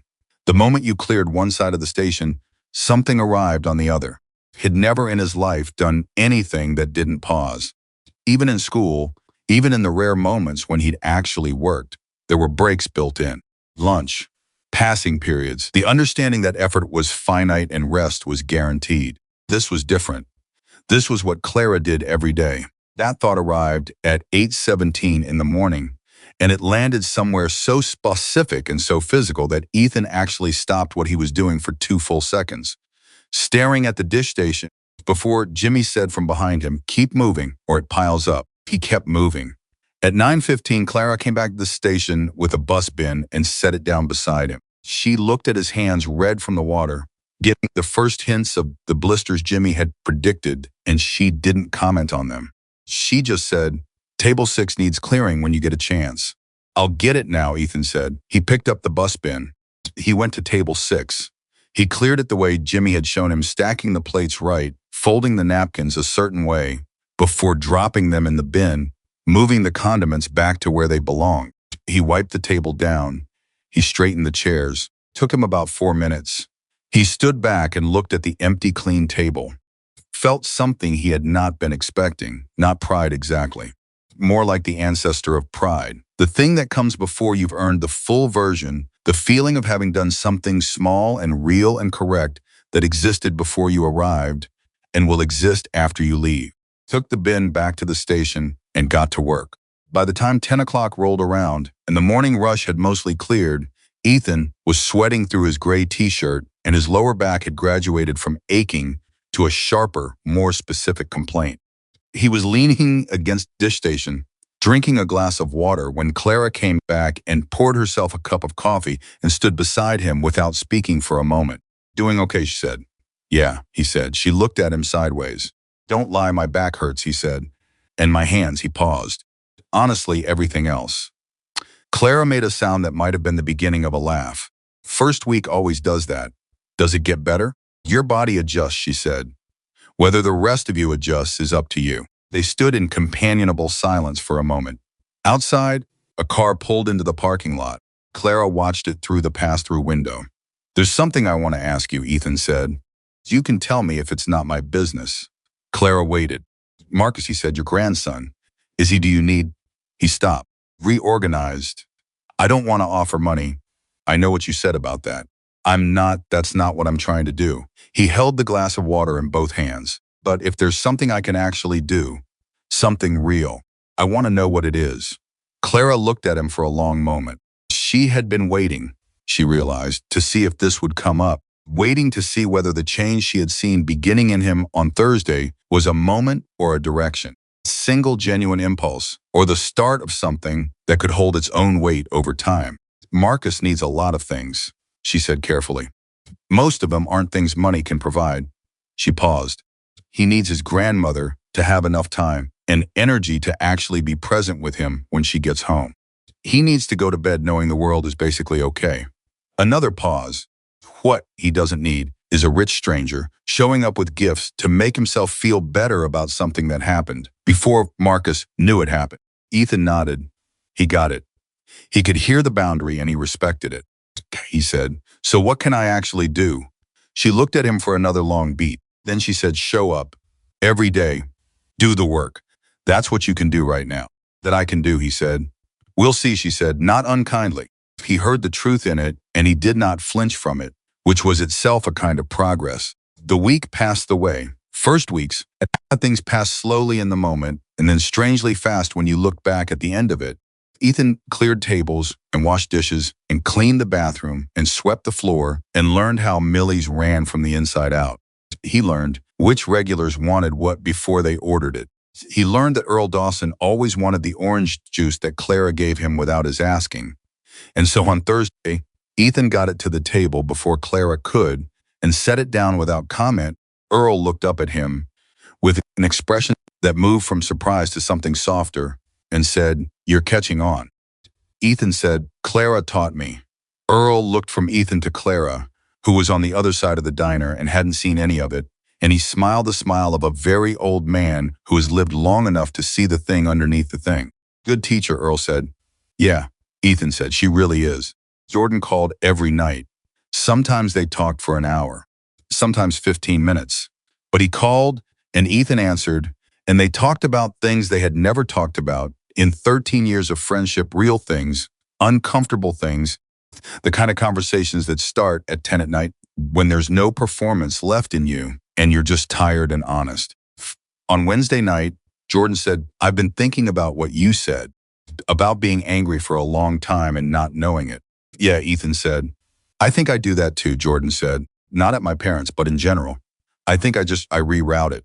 Go quiet when I should speak, and then the anger goes somewhere I can't find it anymore." A pause. "Then it comes out sideways. In the things I don't say when someone like you does something that isn't right." Ethan was quiet on the other end of the line. "I let you do it," Jordan said, "for years. I let you do versions of what happened at the diner, over and over, because it was easier than being the person who said stop.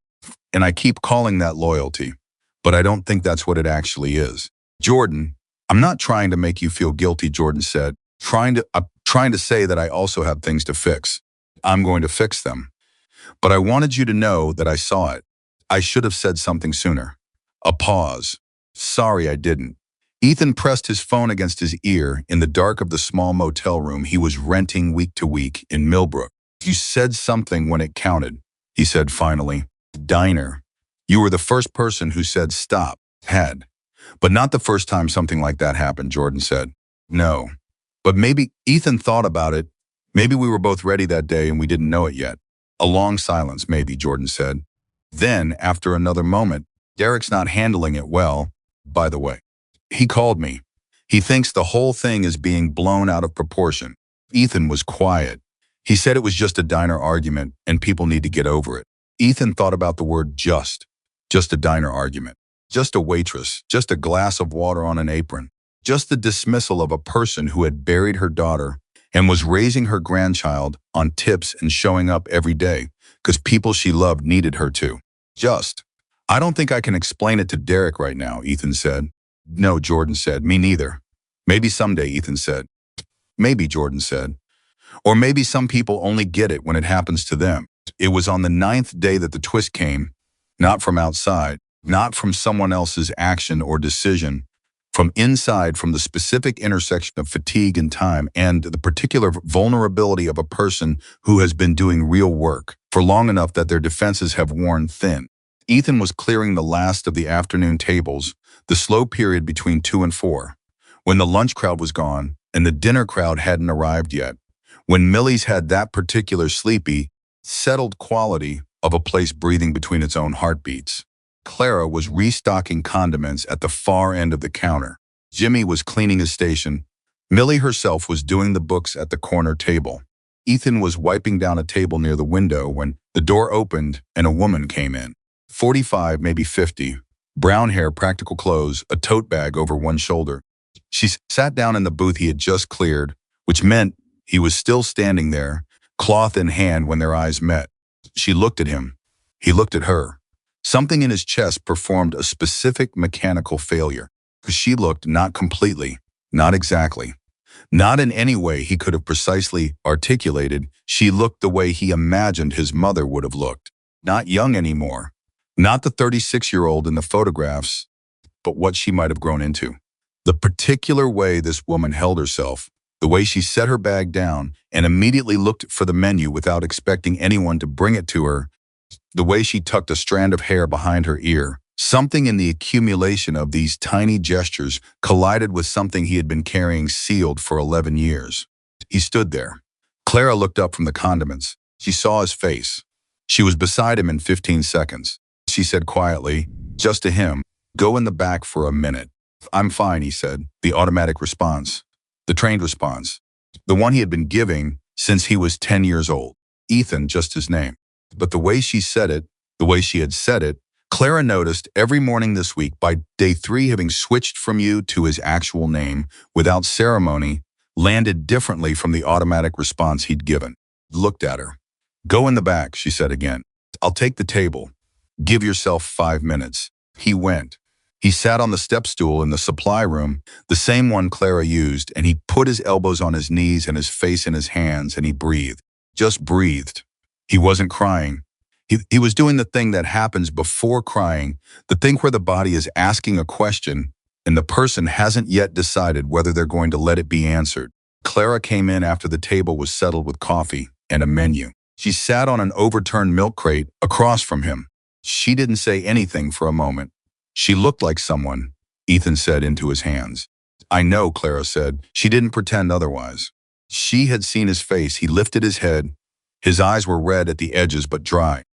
He stopped. I've never done that before. Just cracked like that. Over nothing. She was just a stranger eating lunch. Wasn't about her, Clara said. No, he said, it wasn't. She was quiet for a moment.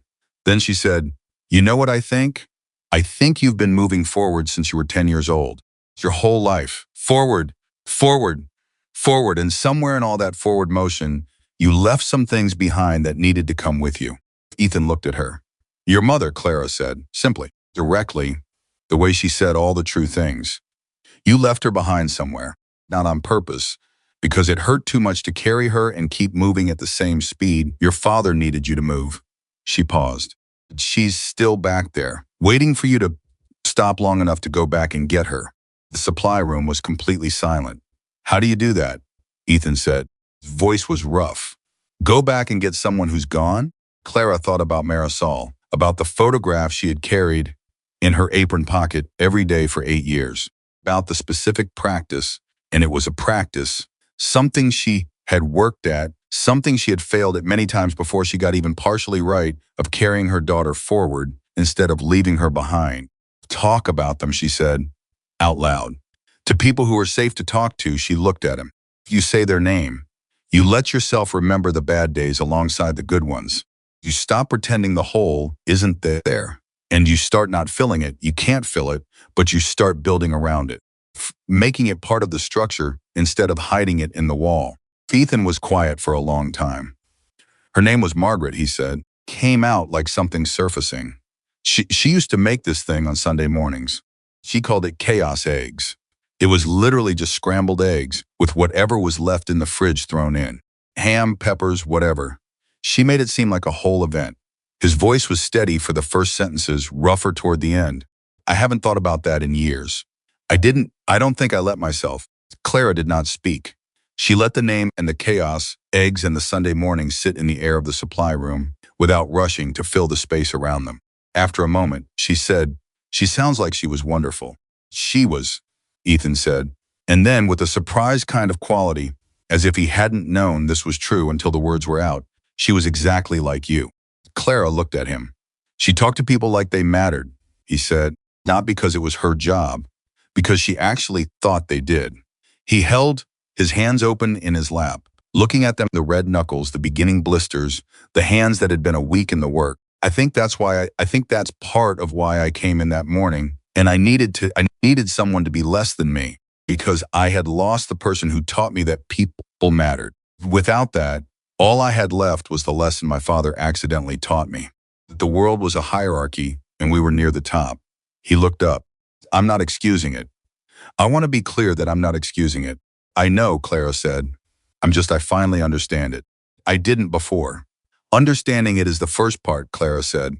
Now you have to decide what to do with the understanding. She stood up from the milk crate, straightened her apron. Take 1 more minute, then come back out. There are tables to clear. She went out. He sat for exactly 1 more minute.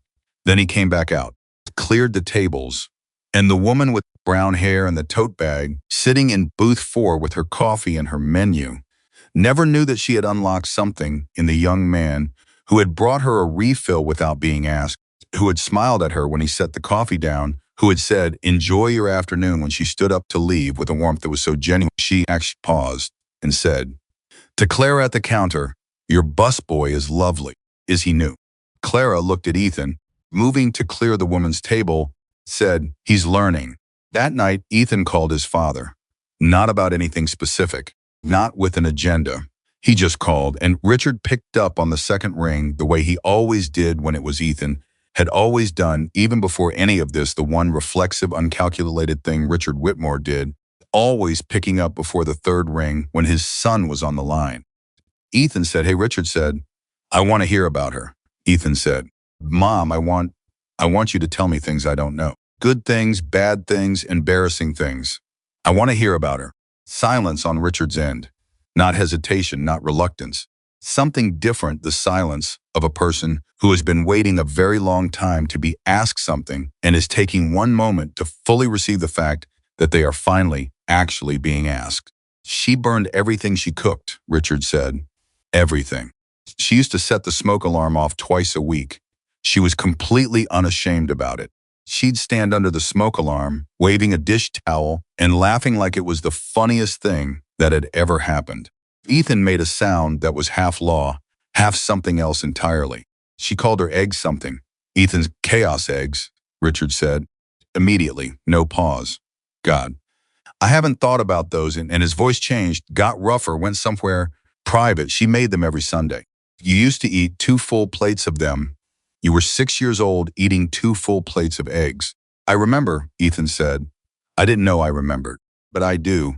They talked for 2 hours, not about the business, not about real estate or money or what came next.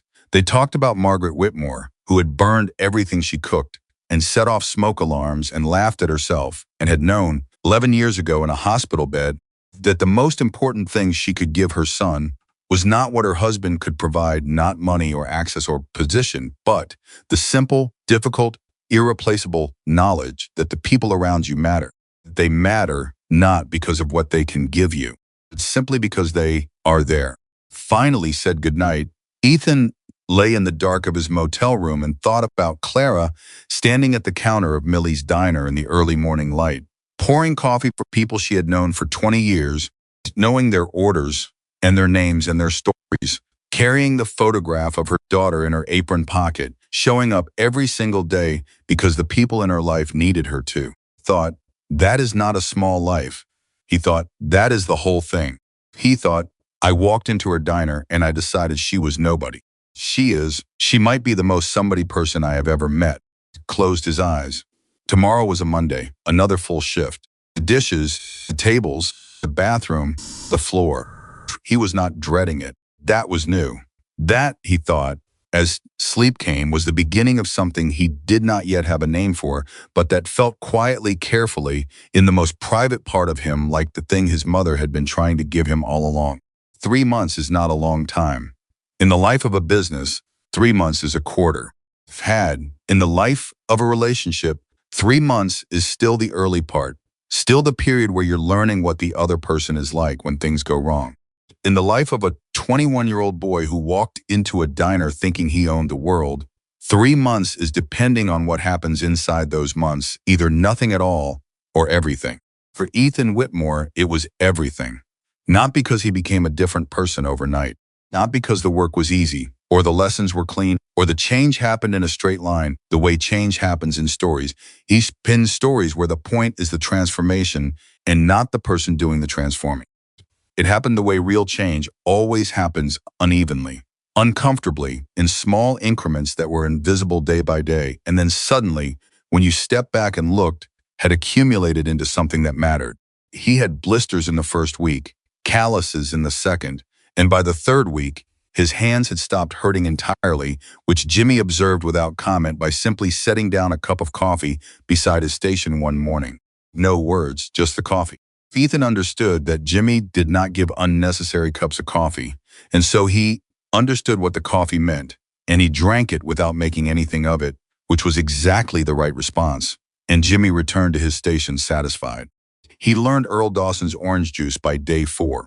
He learned that Patricia Greer took her coffee with exactly 1.5 creamers, not 2, Not one, because she'd told Clara once that two was too heavy, but one wasn't quite enough.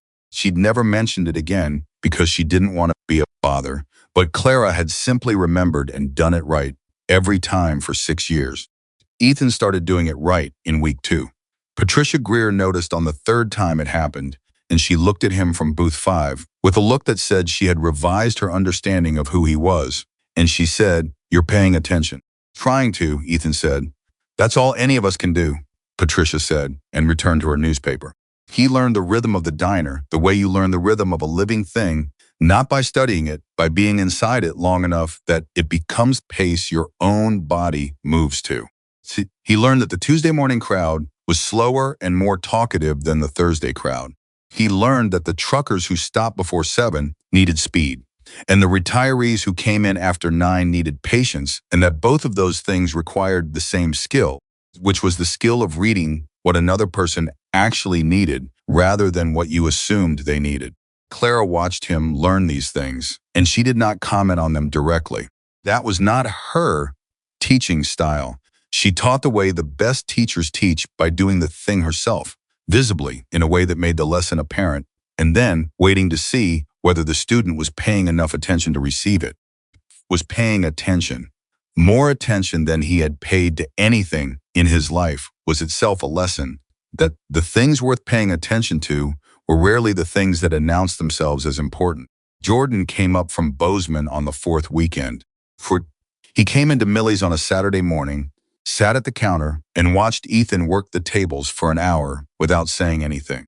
When Ethan finally came to the counter for a water break, Jordan looked at him, at the apron, at the hands, at the particular quality of focused presence that had replaced the restless, performative energy that had been Ethan's default mode for as long as Jordan had known him, and he said, "You look different." "I feel different," Ethan said. "Good different or bad different?" Ethan thought about it. Like when you've been carrying something in the wrong hand for a long time, and then you switch hands and suddenly you realize your other hand was tired the whole time, and you just didn't know it because that was just how it felt. Jordan looked at him for a long moment.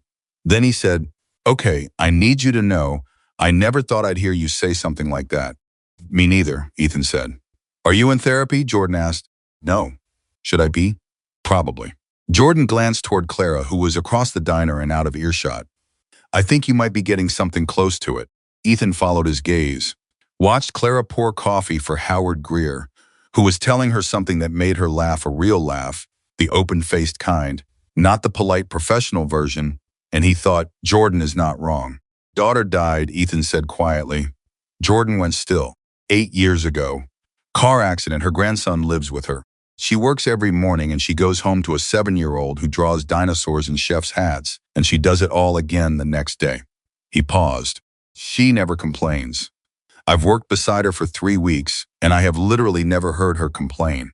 Jordan looked at his hands on the counter. "And I walked in here," Ethan said, "and I decided she was nobody." The silence between them had weight. "You didn't know," Jordan said. "That's the whole point," Ethan said. "I didn't know because I didn't care to know. Because I had decided before I opened the door that she wasn't worth knowing about." He picked up his water glass. "Set it down. That's what I have to stop. Not just here. Everywhere. The deciding before the door opens." Jordan was quiet for a moment. Then he said, "Tyler asked about you, by the way." Ethan looked at him. "He texted me last week. He said he hasn't been able to stop thinking about what happened." He said. Jordan paused, choosing his words. "He said he goes into restaurants now, and he finds himself looking at the servers' faces differently. Like actually looking. He said he doesn't know what to do with that, but he wanted you to know." Ethan absorbed this, and "Derek," he said. Jordan's expression shifted. "Still says it was nothing. Still says everyone overreacted." He paused. "Think Derek's gonna think that for a long time. Maybe forever. Some people need to see themselves in the mirror from a different angle before anything changes. Derek hasn't found that angle yet. Maybe he will," Ethan said. "Maybe," Jordan said, without conviction, but also without the certainty of someone who had given up. It was the end of the 4th week when Rich came back to Millbrook, not at Ethan's request, not dramatically. He drove up on a Thursday afternoon, came into the diner at 2:15 when the lunch crowd had cleared, and sat at the counter. Ethan saw him come in, and something complicated moved through his face. Not complicated thing of a bad relationship, but the complicated thing of a relationship that is in the middle of being rebuilt, which is its own kind of difficulty. Richard ordered coffee. He ordered a piece of whatever pie was on the day, sat at the counter and ate his pie and drank his coffee and watched his son work the afternoon tables for 40 minutes without saying anything. When Ethan came to the counter for a break, he sat on the stool next to his father and they were quiet together for a moment. The pie's good, Richard said. Cherry, Ethan said. Millie makes it herself. She has a system. I don't know the full system, but it involves a specific amount of lemon that she won't tell anyone. Richard looked at the pie. She should sell the recipe. She'd never, Ethan said. Some things aren't for selling. Richard looked at him. No, he said. They're not. They sat for another moment. Then Richard said, I've been thinking about what you said, about the business, about not having chosen it. Ethan looked at the counter. I want you to know, Richard said carefully, that there is no obligation. Whatever you decide you want to do, whatever that is, I'm not going to build a wall between you and it. He paused. I should have said that a long time ago. I should have asked what you wanted a long time ago. The fact that I didn't, he set down his fork, is one of the things I'm going to have to live with. Dad, let me finish, Richard said. I spent 11 years building forward and calling it fatherhood. What I actually built was a version of you that I then didn't recognize when I looked at him directly. He looked at his son. I'm not asking you to forgive that immediately. I'm just asking you to know that I see it. Clearly, without excuses, he paused. That's all.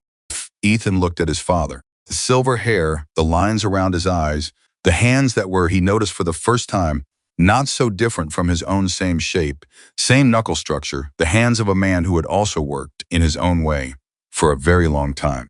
Don't want a different life, Ethan said slowly. I'm not saying I'm going to work in a diner forever. That's not, I know, that's not the rest of my life. He thought for a moment. But I want to understand things from the ground up. I don't want to manage people someday without knowing what it actually costs to do what they do. He searched for the word, I want to know where things come from. Richard nodded. That's actually, he said carefully, one of the more intelligent things I've heard said about business in a long time. Ethan half-lawed. Don't tell anyone, it'll ruin my reputation. Richard's mouth moved into something that was finally, unmistakably, a real smile. Not the managed, confident smile of a powerful man in a room. Just a smile. His son's smile looking back at him from his own face. Deal, Richard said. It was Clara who set in motion what happened next, though she would never quite frame it that way to herself. She would frame it as simply telling the truth when the truth needed saying, which was the principle she applied to almost every situation. It was a Sunday, not a workday for Ethan. Millie's was closed Sundays, had always been closed Sundays, because Millie had established from the very beginning that even a diner needed one day to breathe. Clara had asked Ethan, casually, on the previous Friday, whether he had plans for Sunday. He had said no. She had said, come to my house at 10. I want you to meet Marcus. He had been so surprised that he hadn't responded immediately, and she had looked at him and said, don't read too much into it. He has questions about how restaurants work, and I told him I knew someone who could answer them. That's all it is. It was not all it was. But that was also, in its own way, true. Ethan showed up at 10 with a grocery bag that Clara looked at and said, what is that? Stuff to make eggs, he said. I was going to ask if I could make breakfast. I have a recipe. Clara looked at the bag, looked at him. You cook? I'm learning, he said. She stepped back from the door and let him in. Marcus was 7 years old, 48 pounds, missing his 2 front teeth, and wearing a t-shirt with a Triceratops on it that had been washed so many times the colors were starting to migrate into each other. He looked at Ethan from the kitchen doorway with the flat, direct assessment that 7-year-olds apply to strangers, not hostile, just thorough. Grandma says you work at the diner, Marcus said. That's right, Ethan said. Do you eat the leftover food? Ethan considered this. Sometimes. Jimmy gives me a plate at the end of the shift if there's extra. Marcus processed this with visible approval. What's the best thing? Honestly, the biscuits. Jimmy makes the best biscuits I've ever eaten in my life. Marcus looked at his grandmother. Can we go eat biscuits? Not today, Clara said. Tomorrow, we'll see. Marcus accepted this with the experienced resignation of a child who has learned that we'll see is a conditional yes that requires patience And then he looked back at Ethan and said, "What are you making?" "Chaos eggs," Ethan said. Clara went very still beside the counter. Marcus tipped his head to one side. "What's that?" "Scrambled eggs with whatever's in the fridge thrown in," Ethan said. "Ham, peppers, cheese, whatever's there. It's a Sunday morning thing." He paused. "My mom used to make them." Clara looked at him. He looked at her. Something passed between them, an acknowledgement, a small and private recognition of what this moment was, and then he looked back at Marcus. "You want to help?" Ethan said. Marcus looked at the grocery bag, the eggs, at Ethan, at his grandmother. "Can I?" "Go wash your hands first," Clara said. Marcus ran down the hall. The sound of a faucet running, the sound of him coming back faster than the hand washing probably warranted. Ethan set the grocery bag on the counter and started taking things out. Clara stood beside him for a moment and said quietly, "You don't have to do this." "I know," he said just as quietly. "It's okay if it's hard," she said. "I know that too," he said. And then she would have liked him. My mom, she was very into determined little kids. Clara pressed her lips together, looked at the eggs, looked back at him. "She sounds like she would have been very good at this kind of morning." "She was the best," Ethan said. "At this exact kind of morning." Marcus came back and climbed onto a chair beside the counter, and Ethan showed him how to crack an egg, the specific wrist motion, the way you don't squeeze but tap, the way you pull the shell apart in two clean halves, and Marcus broke 3 eggs in a row with increasing confidence and only one significant shell incident that Ethan fished out without drama. Clara sat at the kitchen table with her coffee, and she watched the two of them at the counter, this 21-year-old boy and her 7-year-old grandson. She felt something she had not felt in a very long time, something so quiet and specific that it almost didn't have a name. Not happiness exactly. Something more complex than happiness. Something that held grief and gratitude at the same time, that held Marisol's absence and Marcus's presence in the same moment, that held the disaster of a Thursday morning at Millie's diner and the improbable, unearned grace of this Sunday morning in her kitchen. She thought, the world is strange and often brutal and sometimes not always, but sometimes it finds its way to something good. She thought, Marisol would have something to say about all of this. She thought, I'd give anything to hear it. She drank her coffee. She watched Marcus ask Ethan if he could stir. She watched Ethan hand over the spatula without hesitation. She thought, okay, this is okay. That was the Sunday that changed the shape of the next 6 months. Not because anything was declared or decided, but because Marcus and Ethan had made chaos eggs together, and Marcus had eaten 2 full plates the way Ethan had once eaten 2 full plates at age 6. And when Ethan was leaving, Marcus had stopped him at the door and said, with complete seriousness, "You can come back." Ethan had looked at him. "Yeah?" "The eggs were good," Marcus said. "Even better than Grandma's." Clara made an outraged sound from the kitchen. "Don't tell her I said that," Marcus said, conspiratorially. "Absolutely not," Ethan said, equally conspiratorially. Drove back to the motel with the windows down and the September air coming through, and something sit in his chest that was too large for the word good and too specific for the word happy, and that he thought after a while he would have to call simply belonging. The faint, beginning sensation of belonging somewhere, not in a place, in a way of being, in the practice of showing up and doing the work and paying attention and letting people matter. It was late October when Logan Carter came back. Ethan was on the early shift, the 6:30 to 12, the one that Jimmy called the real shift, with a tone that made it clear all other shifts were practice, and he was bringing coffee to table 3 when the bell above the door rang and 14 leather vests walked in. He stopped. He had known in an abstract way that they would come back. Clara had mentioned it every few months. She'd said, they made this run and they stopped at Millie's. She had not told him when. He understood now that was intentional. Logan came through the door last. He looked around the diner with the calm, reading attention that was his natural mode, and his eyes landed on Ethan holding the coffee pot at table 3. And he held that look for a moment, and then he walked to the corner table, the big round one, the one that could seat 8 but needed 14, and he sat down. Ethan finished pouring the coffee at table 3. He picked up his order pad. He walked to the corner. 14 men looked at him. He stood there, order pad in hand. He said, "Good morning. Coffee to start?" Rex, the big one, bridge cable arms, voice like gravel, looked at him for a long moment. Then he said, make it a double. Ethan wrote it down. We don't actually do doubles in drip coffee, he said, but I can make sure yours is a large and extra hot. Rex looked at Logan. Logan said, that works. Ethan worked his way around the table, taking the orders, 14 orders, remembering all of them, the way Clara had taught him to do it, without writing everything down immediately. Letting the conversation be a conversation and writing the D's after, because people responded differently when you were present with them than when you were just transcribing. And when he got back to Logan, Logan looked up at him and said, sit down for a minute. Ethan looked back at Clara. She gave him the smallest nod. He sat. Logan looked at him across the table, the same steady, dark, completely unafraid eyes from 3 months ago. But the look in them was different now. 3 months ago, it had been the look of a man watching something that needed to be confronted. Today, it was something else. Something that took Ethan a moment to identify because he was not accustomed to receiving it from the direction of a man who had, the last time they were in the same room, made him feel the full weight of his own worst behavior. It was the look of someone who was genuinely glad to see what they were seeing.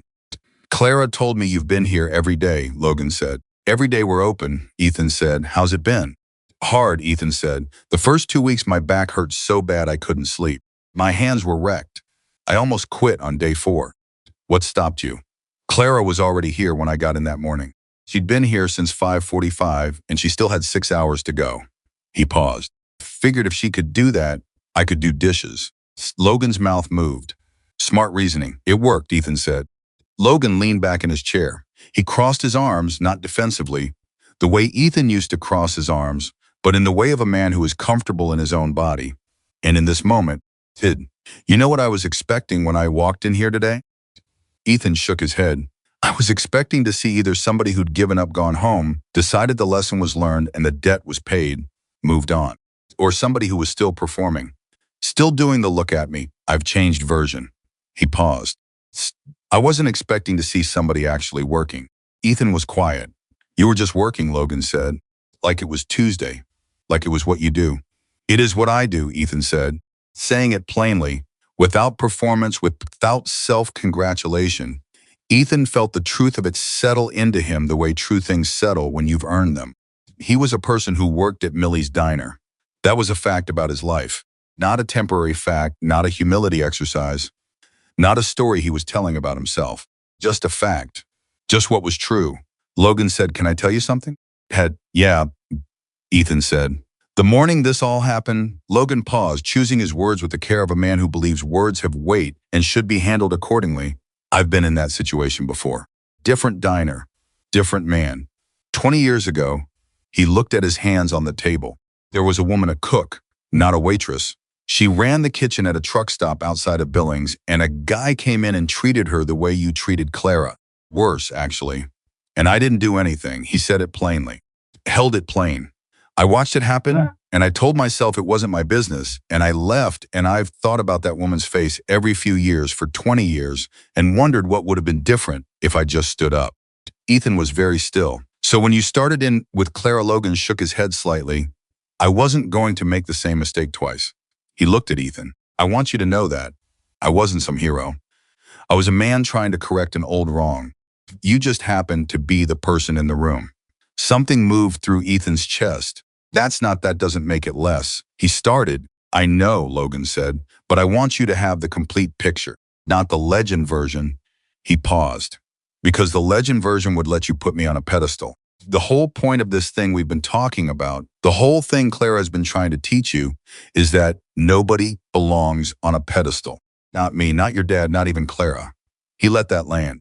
People belong at the same level, looking at each other straight. Ethan absorbed this for a long moment. The woman in Billings, he said carefully. Do you know what happened to her? Logan was quiet. Went back, he said. 6 months after, she was still there. Told her what I should have done. She told me, a pause, she told me she didn't need me to have done it for her. She'd handled it herself, but she was glad I'd come back to say it. He looked at his coffee cup. She said, coming back is the part that matters. Anyone can drive away. The diner was quiet around them. Clara was at the counter, and she had been listening, and she did not look up from the coffee she was pouring.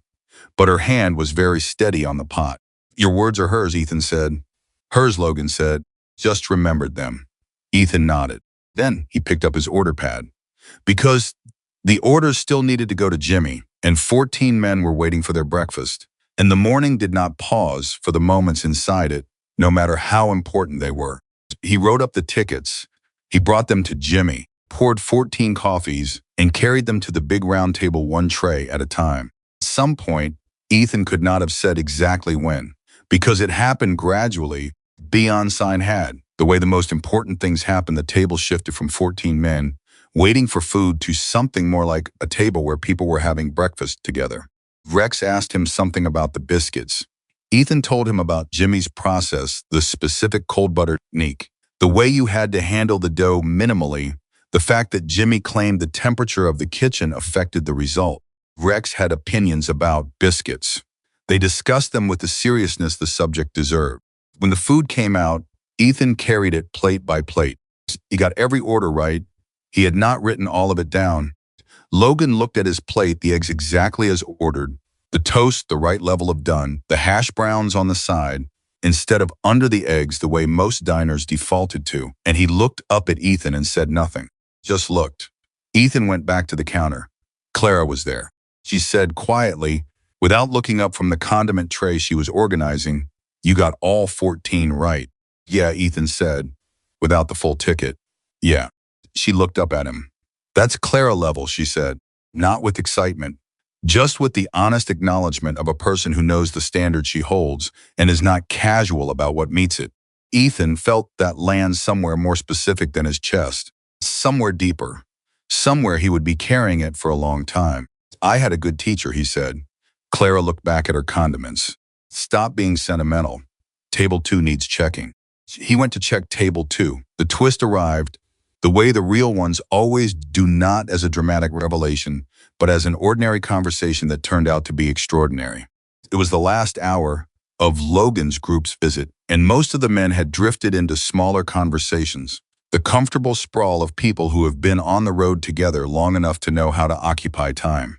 Logan was still at the corner table on his third coffee when Clara came and sat across from him. Not on her break. Her break wasn't for another hour. She just sat the way you sit when you have something to say and you've been waiting for the right moment. Logan looked at her. Waited. "There's something I want to ask you," Clara said. "Go ahead," Logan said. "Marcus has been asking about his grandfather," she said. "Father's father. Man who wants nothing to do with us." She said it without bitterness, just as information. "And I've been trying to figure out how to give Marcus a sense of the kind of men worth looking up to, that are real. Not from a book or a movie." She paused. "You're going to be back through here in a few months." Logan looked at her steadily. "He'll be 8 by then," Clara said. "He asks a lot of questions. He's very interested in motorcycles." Logan said, "Does he know what a Hell's Angel is?" "He knows they're men who ride motorcycles and that they were very kind to his grandmother," Clara said, "which is all he needs to know at age 7. Logan was quiet for a moment. "Clara," he said, "are you asking me if Rex and I will have breakfast with a 7-year-old? Clara looked at him. "I'm asking if the next time you come through, you'll let him ask you some questions. Real questions. About the kind of things boys his age are trying to figure out." Logan picked up his coffee cup, set it down. "Yeah," he said. "We can do that." Clara nodded once. "Good." She stood up, smoothed her apron, and went back to work. Logan watched her go. Then he said, to no one in particular, to the general air of the table, "You know what she just did?" Rex, who had heard the whole thing, said, "Yeah. She just decided we were safe for an 8-year-old, Logan said. "Yep," Rex said. Logan thought about that. Thought about the years on the road, the reputation, the way people looked at the leather vests in diners and in parking lots, and the particular kind of wariness that preceded every interaction in places where they were unknown. Clara Bennett had looked at all of it and said, "You'll do." "High compliment," Rex said. "Highest I've ever gotten," Logan said. He meant it without irony, without performance. He meant it the way a person means something when it comes from the truest part of them. Had. The moment that closed the chapter, the moment that would stay with everyone who witnessed it, that Millie would describe to her daughter years later, that Earl Dawson would mention to his doctor once, When the doctor asked if he had any good stories that Patricia Greer would tell Howard that night in bed as they were falling asleep happened at 11:53 on that October morning, 12 minutes before Logan's group was scheduled to leave. Ethan had cleared most of the tables. He was at the dish station, finishing up the last of the morning's load when Clara came back with the final bus bin. She set it down. She did not say anything immediately. Ethan looked at her. She was looking at the bus bin. Her face had something on it that he had learned over 3 months to read the particular quality she got when she was holding something and that she was deciding whether to say. "Clara," he said. She looked up. "What is it?" She was quiet for a moment. Then she said, "Do you know what today is?" He thought about it. October. He looked at the calendar on the wall above the dish station, counted backward from the first day of October, which he knew without having to look. 3 months. It was 3 months to the day from the morning he had walked into Millie's diner and decided that Clara Bennett was nobody. He said, "Yeah, I know what today is." She looked at him for a long moment. "You've been here every day," she said. "Every day you're open," he said. The same answer he'd given Logan. "Not because your father made you," she said. "No," he said. "Not because of that. Not to make yourself feel better," she said. "I mean, he started, Ethan." "Some days," he said honestly. "Some days it's still partly that. I'm not going to lie to you. Some days I'm still working it out." He paused. "But most days I'm just here because I want to be here. Because this is," he looked around the kitchen, at the pass-through to Jimmy's station, at the sounds of the diner on the other side. "Because this is a place where things are real. I spent a long time in places where things weren't." Clara pressed her lips together. She reached into her apron pocket. She pulled out the photograph, the one she had shown him in part 3, at the counter Marisol at 9 years old, laughing with her whole face at something off camera. She set it on the edge of the dish station. "I want you to have this," she said. Ethan stared at it. "Clara, I can't. I have others," she said. "I have albums. I have shoeboxes full of them." She looked at the photograph. "But this is the one I've been carrying. The one I keep with me to remind myself why I keep showing up." She paused. "Think you need a reminder too, for whatever comes next." Ethan picked up the photograph. He held it carefully. "The way you hold something that belongs to someone else's grief with both hands, with absolute steadiness." Marisol laughing. He thought about chaos eggs on a Sunday morning, with Marcus eating 2 full plates. All thought about a woman who set off the smoke alarm twice a week and laughed about it. Thought about the particular sound of a room full of people choosing to go quiet because something important was happening. Thought about 14 chairs sliding back in near-perfect unison. Thought about a 22-second silence in a doorway and a woman who said, "Stay in the room you want to run out of." Thought about who he had been when he walked through that door. He thought about who he was right now, holding this photograph with both hands, in a kitchen that smelled like coffee and biscuits and years of honest work. "I'll take care of it," he said. "I know," Clara said. "That's why I'm giving it to you." She picked up the bus bin and carried it to the sink and began unloading it with the efficient, practiced motion of someone who has done this 10,000 times. No ceremony, no waiting for the moment to become more than it was. The work continued. The work always continued. Ethan put the photograph in the front pocket of his apron over his heart, the way Clara had always kept it in hers. Then he turned to the dish station, and he kept working. Logan and his men left at 12:15. On the way out, Logan stopped at the dish station, something he had never done in 7 years of coming to Millie's, walking through the kitchen, because it was not the kind of thing people did, and he looked at Ethan, and he put out his hand. Ethan took it. They shook once. Firmly, same time in February, Logan said. Ethan said, "I'll be here." Logan went out. The bell above the door rang 14 times as 14 men filed through it. Then it was quiet. Jimmy said, from his station, "You gonna stand there all day or you gonna finish those dishes?" Ethan finished the dishes. 12:45. When the shift was technically over, Ethan untied his apron, folded it over his arm, and walked out to the counter where Clara was doing her end-of-shift accounting, the careful, organized process she went through every day, counting tips, cross-referencing the register, making sure everything was right before she handed the next shift off. He said, "I'm going to go call my dad." She didn't look up from her accounting. "Tell him hi," she said. "I will," he said. He stood there for another moment. She looked up. What, she said. Nothing, he said. Just thank you for all of it, every day. Clara looked at him for a long moment. Then she said, with the directness that was her most essential quality, the thing at the center of everything she was, don't thank me. Become it. He nodded. He walked out. The bell above the door rang once. Clara watched him through the window walking to his car, not the Mercedes that had gone back to Bozeman's weeks ago, Horton, but a used pickup truck he had bought himself with the first 2 weeks of wages, and she watched him get in. She watched him sit for a moment before starting the engine, the way people sit when they are carrying something they want to handle with care. She thought about Marisol. She thought, baby, you should have been here for this. You should have been here to see that there are still people in the world who can be reached, who can come back from the edge of who they were becoming and find something better on the other side. She thought, I'm carrying you forward every day. The way you taught me just by being who you were. She thought, that's enough. It has to be enough. And somehow most days it is. And she went back to her accounting because the shift wasn't over until the accounting was done, and the accounting wasn't going to do itself. And that was the nature of the work. It didn't pause for the moments inside it, no matter how important those moments were. That was the whole lesson. Show up, do the work. Let people matter. Come back to the rooms you want to run out of. Carry the people you've lost forward instead of leaving them behind. That was what Clara Bennett had known for 22 years of morning shifts and 2 decades of tips and 1 devastating loss and 7 years of raising a boy who drew dinosaurs in chef's hats.